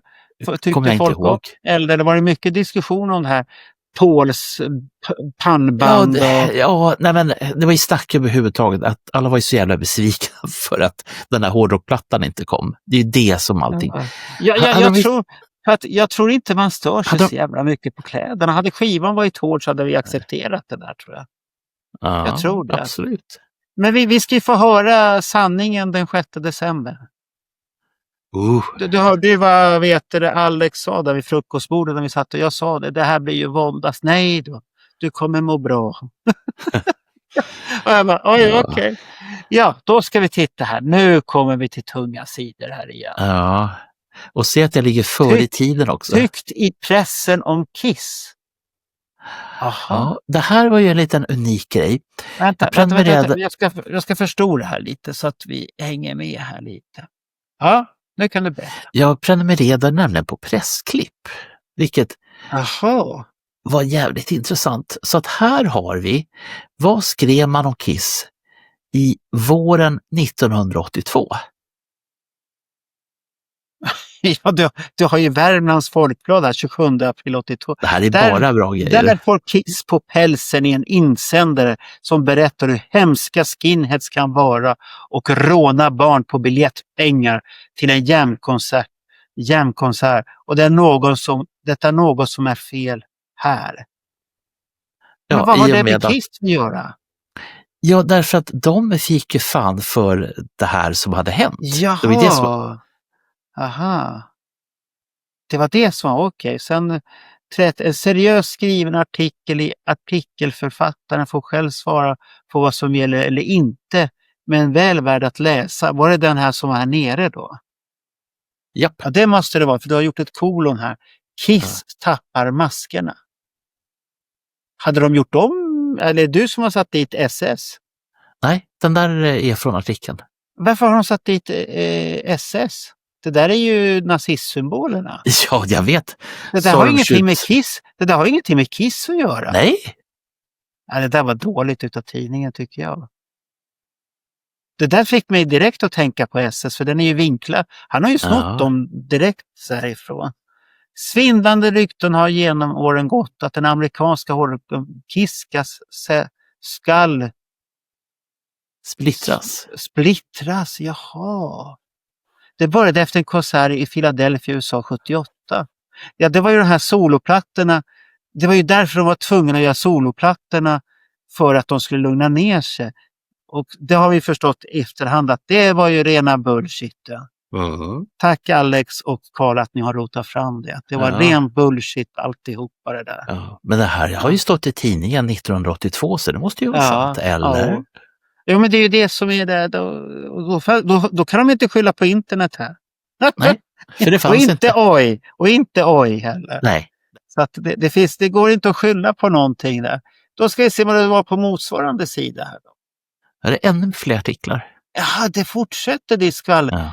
Du har en så här böjelse för såna här nyheter. Ja. Med telefonsvararen. Kyrka och hem. Kyrka och hem, ja. Denna tidning är månadstidning för Växjö stift. Månadstidning. Okej. Och här hittar vi fler intressanta. Här är det mest intressanta. En grupp kallar sig Kiss och det är engelska. Begynnelsebokstäverna i deras valspråk som på svenska betyder knäktar i satans tjänst. Hoja, är det din kommentar? Hoja. Ja, hoja, ja. Kallar sig Kiss. De har ingen aning om vad det är för grupp, men de har fått för sig att de kallar sig för knäktar i satans tjänst. Ja, men nästa är ju från Men det är ju inte knäktar, det är ju vad heter nice, eller vad heter det? Riddare i satans tjänst i sådana fall. Ja, men så var det. Här, nästa. Droger, sexorger. Jaha, det var det också. Jag orkar inte ösa fler ord och bokstäver på vad jag anser om ovanstående pundhuvud. Orkar ni gissa? Det slutar artikeln. Ja. Ovanstående pundhuvud. Han är inte glad på Jönköpingsposten där. Eller är han inte glad på den där tidningen på Kiss? Ja, det är otroligt alltså. Ja, och titta här, 1982, en Micke Ja. i Kumla, är det någon vi känner? Han har 14 kissplattor och 43 planscher. Micke i Kumla. Ja. Micke i Kumla. Kom fram ur din bunker och berätta om dina 14 kissplattor och 43 planscher. Det var det. Och det var Ja. 82 det. Det är häftigt. Kiss håller stilen. Okej, Västerviks tidning. Jaha, Västerviks. Norrköping. Ja. Göteborgs-Posten. Det är det Johnny har en artikel om video-jukeboxar där man emot 5 kronor per låt kan få titta på populära låtar på video. Bland annat med Kiss. Maskiner kommer att kunna hittas på restauranger och hotell. Det har jag aldrig sett. Finns det sådana maskiner? Ja, inte nu. Men fanns det alltså video-jukeboxar? Ja, Det hade jag ingen aning. Man kan ju stoppa in pengar och så spelar den en video. Jaha, exakt. vad häftigt. De hade det i Göteborg. Ja. 12 ställen i Göteborg har beställt videojukebox. Det där vill jag veta utav Kiss-fansen. Har ni sett sådana här upplevt videojukeboxar? Och vilka Kiss-videor? Det måste ha varit... Nej, det kan inte ha varit I Love It Loud. Ja, det vet vi inte. För det här är 16 juli. Ja, mitt i industrisemestern. Vad kan det ha varit då? Ja. Det... Men se, alltså, jag tyckte att det var otroligt givande att prenumerera på de här tidningsklippen. Ja, det förstår jag.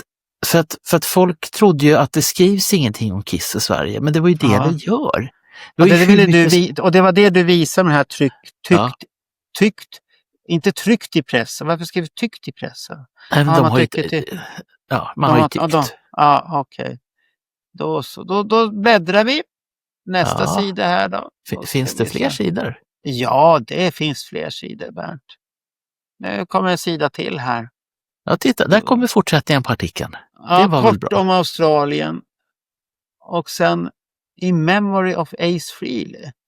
Titta, då står det att det är Bernt Månsson som har skrivit här. Ja, den där har jag ljugit ihop själv i så fall. Jaså? Menar du att det är en falsk artikel det här? Nej, men vi får väl läsa. Nu ska vi se här.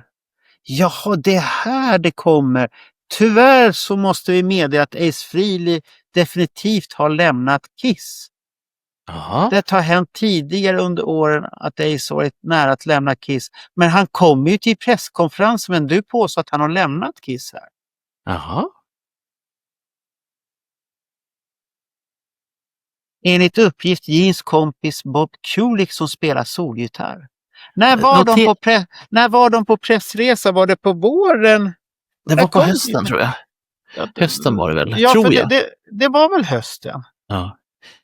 Det är Creatures. Vänta, vi tittar, där måste vi titta upp så att vi vet vad vi pratar om här.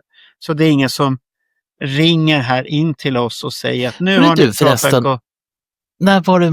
När bytte de ut och Coin? Ja, den kom 13 oktober 82 och du skriver i det här numret att han har lämnat då. Ja.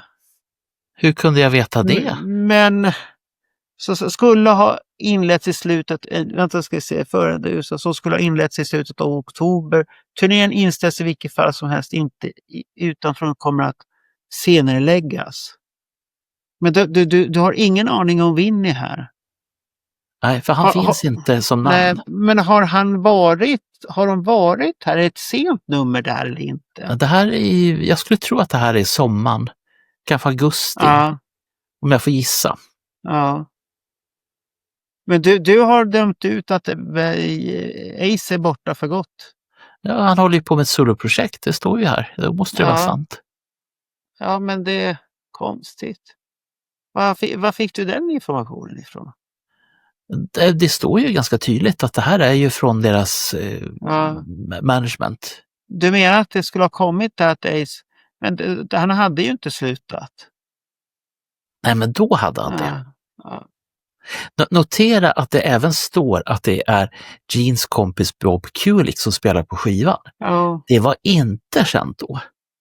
Nej, vad konstigt du har skrivit det.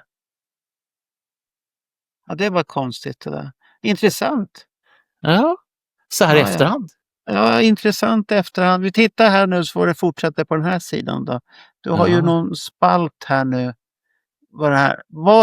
Vad jag tycker om The Elder. Ja. Och det här är inte vad jag tycker utan vad de tycker. Vem tycker det? Är det? Tony Lundmark, Ola Renholm, Magnus Borg, Per O. Klausen.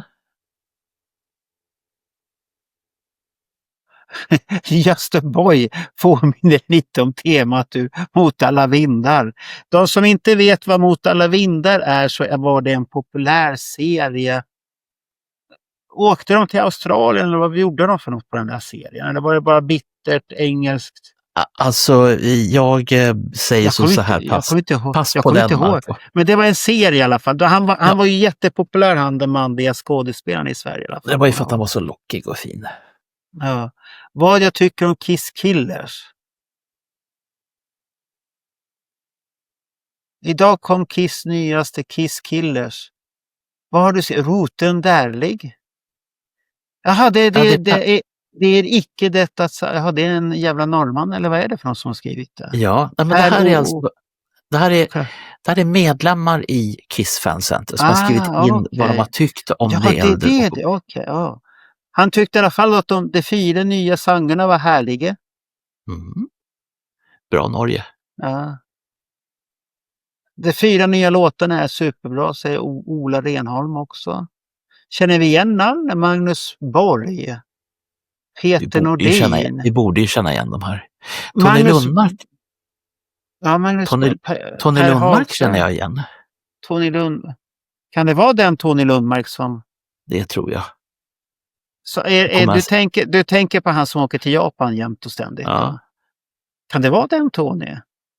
Ja, vi får väl... Ja, Tony, om det är du så får du gärna göra en liten notis och skriva på här. Ja, det är jag. Att jag följde Bernt redan på den här tiden. Då. Mm. Lite häftigt. Ja. Och här sen kommer någonting konstigt som absolut inte får hända. Fortsättning från sidan 5. Det lilla stycket här. Vad är det här för något, Bernt? Så här får det ju inte hända. Nej, och sen står det här slut. Ja, för att man ska veta att den är slut. Ja. Det här kan för jag inte det här hade du kännat in om du hade lagt in rubriken i bilden. Ja. Jag kan ju bara säga så här. Det här är ju ska vi se, A4-ark som är klippta. Ja. Och det här är ungefär... Ja. Nej, jag kan skylla på mycket. Jag säger så här, jag gjorde så gott som jag kunde på den här tiden. Ja. Titta här då, Marco. Nya turnén och nya plattan av Bernt Månsson. Vad är det för platta? Ja, det får vi zooma. Ska vi titta vad det står här? Du har skrivit för dumheter här nu då. Ja, ta nu och zooma här så får vi se. Inspelat på 48 kanaler, ser jag. Ja, det är bra. Vi skrev att Kiss skulle komma ut med en ny och gammal platta under 82. Fick vi börja med till slut en ny LP som krympte till en EP. Denna platta bla bla bla. Ska vi se, i Europa skulle samtidigt komma ut en Greatest Hits-platta med namnet Kiss Killers. Det skulle också innehålla 4 nya låtar. Där. Vad började du prata om Creatures då? Creatures kommer att vara ett måste i varje sann Kiss-diggares skivsamling. Den kommer bli superhård i stil med de 4 nya låtarna på Killers. Har du skrivit det där? Nu måste jag då fråga dig. Den ska bli superhård i stil med de 4 nya låtarna på Killers, och de var ju fan inte superhårda. Nej, men om du rullar upp här så ska du få se. Det finns information här som är väldigt, väldigt intressant. Nu tittar vi noga här. I Ozone nummer 2, som du visade för Americar, så står det att Kiss ska komma ut med en ny och en gammal platta. Det såg jag. Ja, det blev till slut en LP som krympte till en EP med 4 nya låtar på. Som bara skulle komma ut i USA. Den krympte sen till en EP som skulle heta Severe Cuts. Samtidigt skulle det komma ut en Greatest Hits-platta i Europa med namn Kiss Killers. Alltså, de här 4 låtarna som vi snackar om skulle ha blivit en EP i USA som heter Severe Cuts. Ja. Har du sett någon Severe Cuts? Nej, det har du kom, inte. det kom aldrig någon sån. Nej. Men sen kommer ju vad har du fått information om The Creatures här då? Är det från Kiss själva? Det här är från management, skivbolag, Ja. andra. För du har ju inte hört någonting om Creatures. Inte ett jävla dugg. Nej, för då skulle du ha skrivit att det här är ju extremt mycket hårdare än vad vi har hört på Achilles-skivorna. För nu skriver du så roligt att det är minst lika hård. Det kommer bli superhård i stil med de 4 nya låtarna. Ja, men de var väl hårda? Nej, de var inte hårda, Bernt. Nej, det var sån då. Men de var lite bättre än det äldre i alla fall, men de var inte hårda. Vänta, ska vi se. Michael James här, som inte ska förväxlas med discosångare med nästan samma namn. Du var tvungen att förklara att det var inte det. Ja. Öppningsspåret kommer troligen att heta Still in Love with You av Paul Stanley. Inspelad på 48 kanaler. Ja. Du har ju fel på titeln där, men hur visste du att det ska vara 48 kanaler? Alltså, du har fått den informationen. Ja. Jajamän. 48 kanaler. Jaha. Jag vet inte vad det innebär. Då. Nej. Herregud. Vilken blajtext de skickar. Vad kommer här sen då? Europa och turnén utan en del förändringar i sin scenshow i comebacken i USA. Flera rapporter följer oss om 4. Dessutom kan påpeka Kiss gamla manager Bill O'Coin och Kiss har gått skilda vägar. Här nämner du det.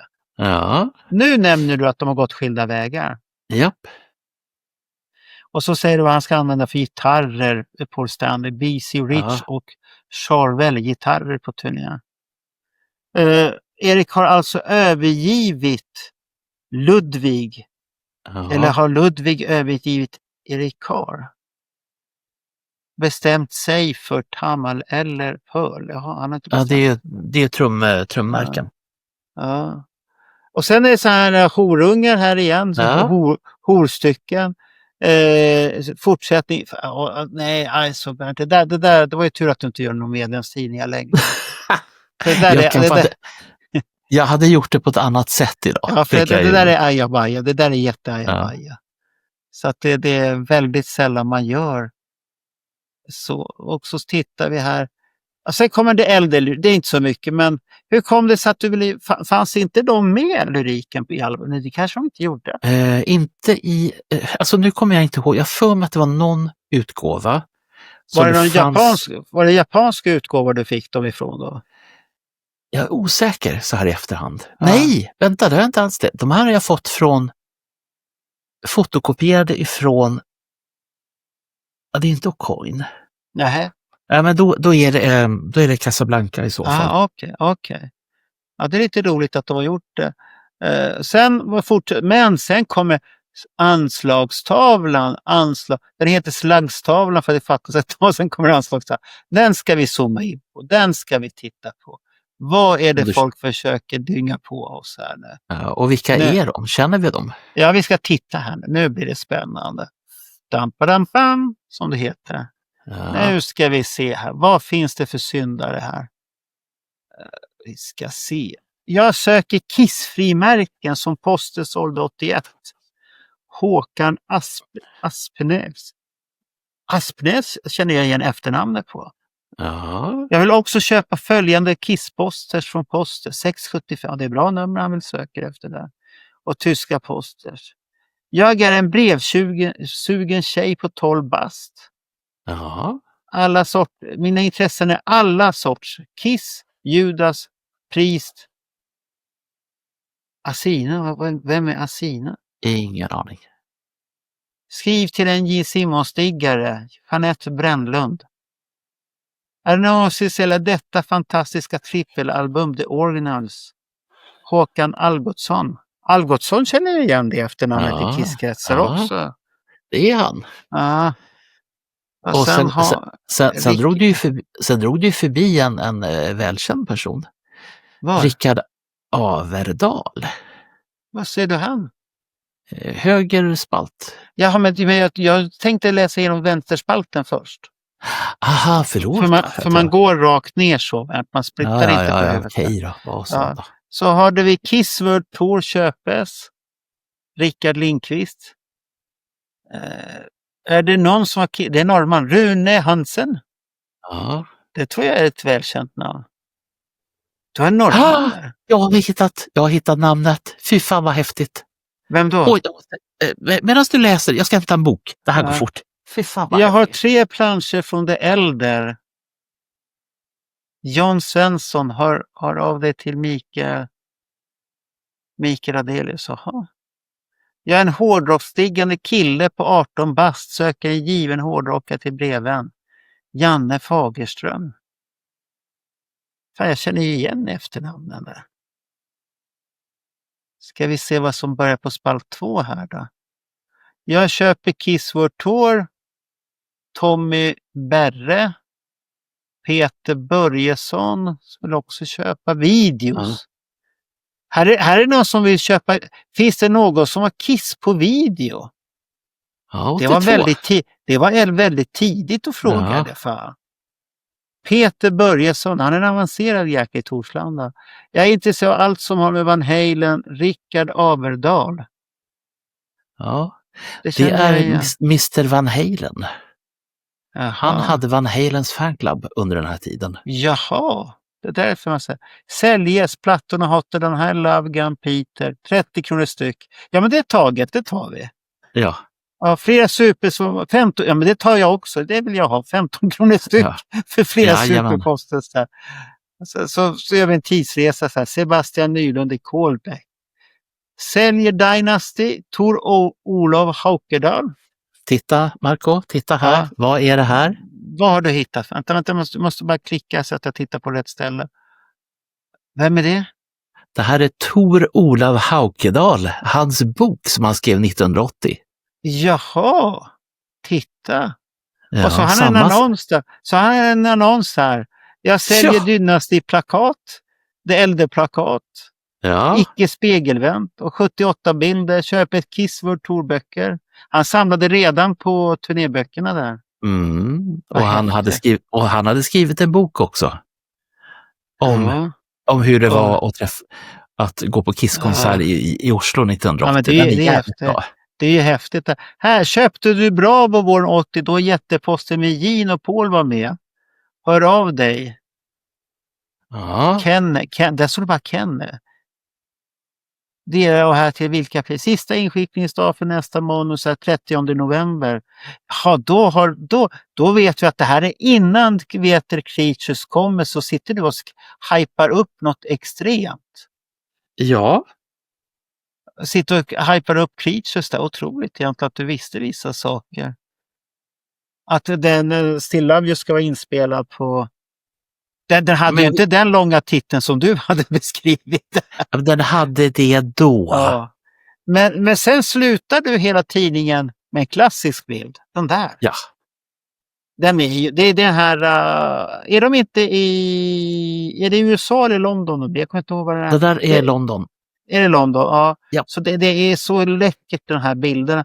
För de finns ju både i färg, har jag för mig. Jo, de är i färg, det kommer jag ihåg. För den var färg. Jo, den här bilden finns i färg. För det är en Rolls Royce i bakgrunden. Ja. Den kom i... det är inte Kiss, de här apostlar så. Den kom i... Var det Stalet som hade en alternativ bild på den här? Där man ser bilen mer. Jag har för mig det. Men vänta, när vi gjorde en podd ifrån Trollhättan, då jag gräver i en norsk killes back.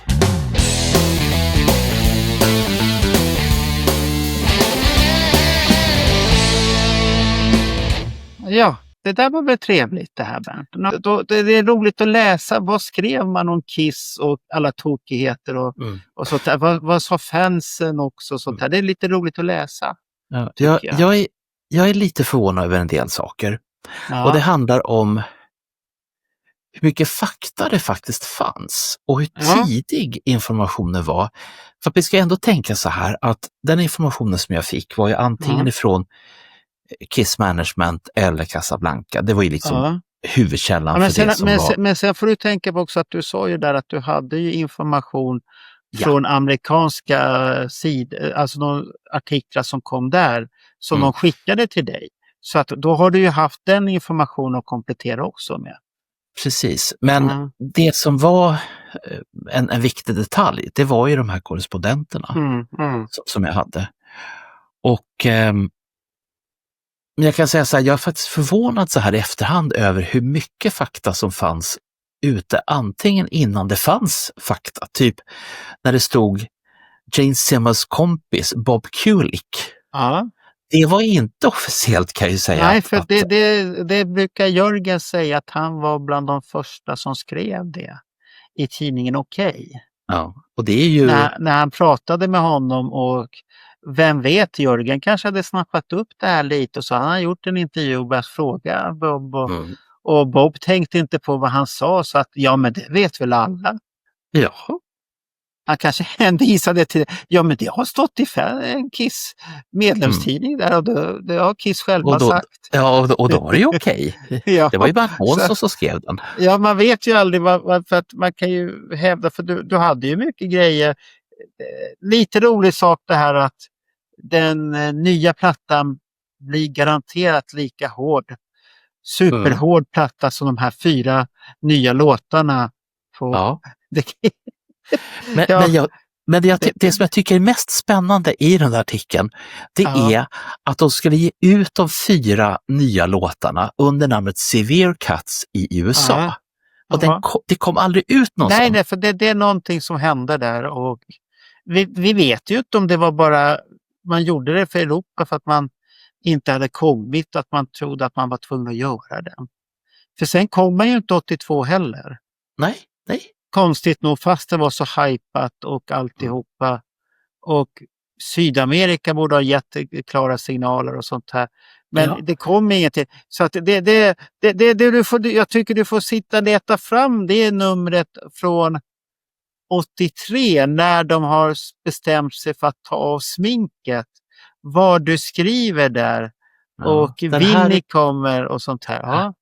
Här är ju Vinny 483. Notera att det fortfarande är smink på honom. Ja, det är häftigt. Ja, det är en tjock luntare där. Ja. Är det alla originalen du har där? Det här är alla original till allt möjligt. Vi ska se här. Dels en biografi. Och den vart ju bara längre och längre. Ja. Har du sparat alla de pärmarna? Brevpapper. Jaha. Nu ska vi se här. Och så massa sådana här... Vad ska du göra med det där sen? När du blir äldre här nu? Vem ska ta hand om det där? Alice ska få ta hand om dem. Ska hon donera det till Pophouse då? Att här är den tidiga Kiss-generalen som öppnade Kiss Army Sweden i sådana fall. För det där måste ju bevaras på något sätt. Ja, nej, men det har ju bott i de här pärmarna under... För det där är ju tidig fankultur, och fankultur är väldigt viktigt. Är det biografin på Eric Carr? Ja, där ser man hur du har klippt in bilden. Ja. Här, biografin som började 1970. Nu ska vi se här. Vad gjorde de 1971? Det kan vara intressant att få höra. 1971, efter att ha spelat tillsammans i åtskilliga band, tänkte Gene och Paul på vad de egentligen ville göra med sitt samarbete. Svaret var snart klart. Hårdrock med massor av effekter. 71. 1972, i början på året, så hyrde Gene och Paul en vindsvåning på West 23rd 5th Street. Notera 5th. Runt hörnet så låg Manhattan Toy Center. I samma veva så svarade de på resten kan ni. Det finns en del intressanta grejer här nu som Fanclub faktiskt var tidig med. Vad hände med dig nu? Du var ju alldeles överentusiastisk här nu. Ja, det var lite kul. Har det vaknat någonting gammalt i dig? Titta där, det är ju bältespännarna. Jajamensan, de sålde jag då. Det här är någonting vi tänkte fortsätta med och titta lite. Jag har blivit inspirerad av en annan podd som har gjort såna här grejer fast då med poptidningar, och jag tänkte att vi börjar med Kiss-relaterat fanzines och sånt där. Så jag har lite fanzines, för jag har samlat Clown Magazine, engelska. Den är rolig att titta på för det var en seriös tidning. Sen fick jag utan Niklas Kiss This. Vi har Striker, det är den vanligaste, den känner alla till i Sverige. Tror jag. För det som jag tänker på, att den stora, vad ska jag kalla det för, Kiss-tidningen, det var ju dels Dutch Kiss Army, sen följt av Kiss Explorer Army. De tidningarna var ju hur jävla tjocka som helst. Det var ju 64 sidor ledigt i dem. Jo, jag kan ju visa att de som vill, så finns det ju den här, för den är riktigt, riktigt gosig. Och om man vill läsa den här fankulturen. Destroyer har ett antal sidor i den. Och du har ju till exempel här har du ju Clown Magazine som jag pratade om. Väldigt trevlig tidning. Ja. Och där uppe har du Destroyer. Har du sett det? Här uppe är Destroyer. Nämen. Och där är en Destroyer till. Omslagen. Nu såg jag att det var en till där. Jag har bara sett Ace. För här är ett Kihlberg-nummer. Ett Niklas-nummer. När de har varit ordföranden. Och sånt där. Så det finns ju ett antal roliga tidningar. Och det som jag tycker är mest roligt är att de hade väldigt mycket information i sig. Utan att man tänkte på det, att de hade så mycket information. Ja. Har du bara framsidan eller har du en sida till? Jag tänkte jag har ingen sida till överhuvudtaget. Varför jag nämner det här, jag kan få sagt det här till dig privat, men jag kan ju säga det även i podden. Om jag minns rätt så står det att det är Gene Simmons som har gjort den här boken. Men han är väl inblandad i den, tror jag. Ja. Men jag vet vem som har gjort den. Och jag vet vem som har suttit i Gene Simmons källare. Vem då? I timmar och gått igenom de här tidningarna. Det är en liten pöjk som heter Ken Sharp. Ja, så är han inblandad i den? Ja, men det har du nämnt till mig förresten, kommer jag på. Det har du nämnt, Jag har inte sagt det i något poddsammanhang, så jag tänkte jag kan passa på att säga det. Men det är lika bra att han ska ha cred, för att han har ju gjort mycket jobb på den där, kan jag tänka mig. För att den sammanfattar bra, och då förstår jag att Ken Sharp visste hur Destroyer såg ut då. Då fanns det en förklaring till det. För att han har suttit i källaren och grävt. Han har suttit och tittat i den, och han sa, jag vet vad du har gjort. Okej. Och sen jag vet vad du har gjort. Jag sa att jag vet vad du har gjort. Okej, så de vet vad det. Men det är lite roligt, och tyvärr skulle jag ha gjort rätt så mycket, så jag fick ju skriva veckan efter Trollhättan, för då var min kollega sjuk. Och då var han sjuk nästan över en vecka. Och jag kunde jobba, så att jag fick skriva. Tyvärr, jag hinner inte göra någonting på Facebook. Det är ingen fara. Jag är lite orolig. Jag har ingen aning om deadline på den boken. Den är jättesvävande, den här Ace-bokens deadline. Så att det... Men sen han själv har ju... Han råkar ut för en fallskada, så att... Ja, och där är det lite... Ställer han in eller ställer han upp, eller vad gör han? Det vet ingen. Nej. Sånt där. Men ska vi stänga? Det här var ju en väldigt lång podd. Så här långt trodde inte jag att den skulle bli. Nej, men jag kommer klippa ner lite sånt här. Men jag tyckte det var en rolig podd. Nu har folk fått reda på lite hur du arbetade, vilka du arbetade med, och sen gick vi igenom vilka tokigheter som fanns. Så att vi såg i alla fall en som hade ozon. Det var ju Alexander Johansson. Ja, just det. Han hade ju en på bunt Trollhättan. Han hade en hel bunt, alla nummer utom... Var det sista eller första han inte hade i det där paketet för 450 kronor. Var du och tittade i paketet? Nej, det var han själv som sa det. Aha. Han sa det. Att det och jag tycker det är sånt här, man ska passa på, för det är en bit Kiss-historia där också. Att det inte, och många gånger kan man hitta riktigt häftiga historier. Och sen nu när vi vet det i efterhand mycket, då är det ju extra roligt att läsa. Och shit, han visste det redan då, fast det är ingen som har noterat och inte tänkt på det egentligen. Nej, eftersom det som var på den här tiden, jag säger ju det att det var så alltså jag la så sjukt mycket tid på, nu när jag tittat igenom en hel tidning så jag får ju bara så att tänka att hur jävla länge har jag suttit och samlat ihop det där. Skrivit rent det, klippt det, vaxat det, limmat det. Ja, men du gör ju samma sak med Bernt-journalen egentligen, Bernt. bara att nu gör du det på ett digitalt sätt, för du lägger ju upp, du skickar ju ett första manus till mig, sen kommer pratmanus, sen börjar dimpa ner filer i den här Dropbox-mappen vi har. Och sen kommer, nu är filmen klar, nu kan du börja klippa. Ja. Och sånt där. Så att det är ju lite samma process, fast här gör du veckovis. Och jag vet att du gillar nyheter och det syns i din medlemstidning också att det är väldigt mycket aktuella grejer, intervjuer. För det är skillnaden mellan dig, Niklas och Ronny är att de älskar att gräva. Ronny älskar att gräva i det gamla samtidigt som han älskar att göra intervjuer ibland med personer och få reda på deras saker. Sen har du Niklas som älskar lite fakta. Han älskar lite siffror. Han tycker om det här att hur många spelningar har man spelat Deuce på. Och en annan bara, är det intressant? Okej. Men sen blir det ju bra för att jag är med på att vilja läsa till exempel vad hände på en turné. Varför hände det på en turné sådär? Och varför gjorde man så? Det är som Creatures of the Night. Att man bestämmer sig att ta av sig sminket efter den succén i Sydamerika. Det är för mig så här, vi har bestämt, det var ingenting som var ute, man hade kunnat ångra sig, men det är sånt som jag tycker är intressant. Vet du vad, Marco? Nu när jag upptäcker att det fanns jättemycket scoop i det här numret. Så du skulle börja leta där då? Ja, men tänk om det är som så att det finns ett riktigt scoop som är begravt i någon av sångtidningarna. Titta, nu kom den där. Nu har Berntjournalen kommit fram och då stänger vi podden helt och hållet. Så nu tackar vi för oss idag. Och tack. Hoppas ni har haft en trevlig stund med oss när vi har gottat oss i Fanzines där. Så ha det så bra, så kommer vi snart tillbaka, det vet ni. Ha det så inom bra. kort. Hej. Ja, inom kort. Kanske redan imorgon. Hej då. Eller snart. Ja, hej.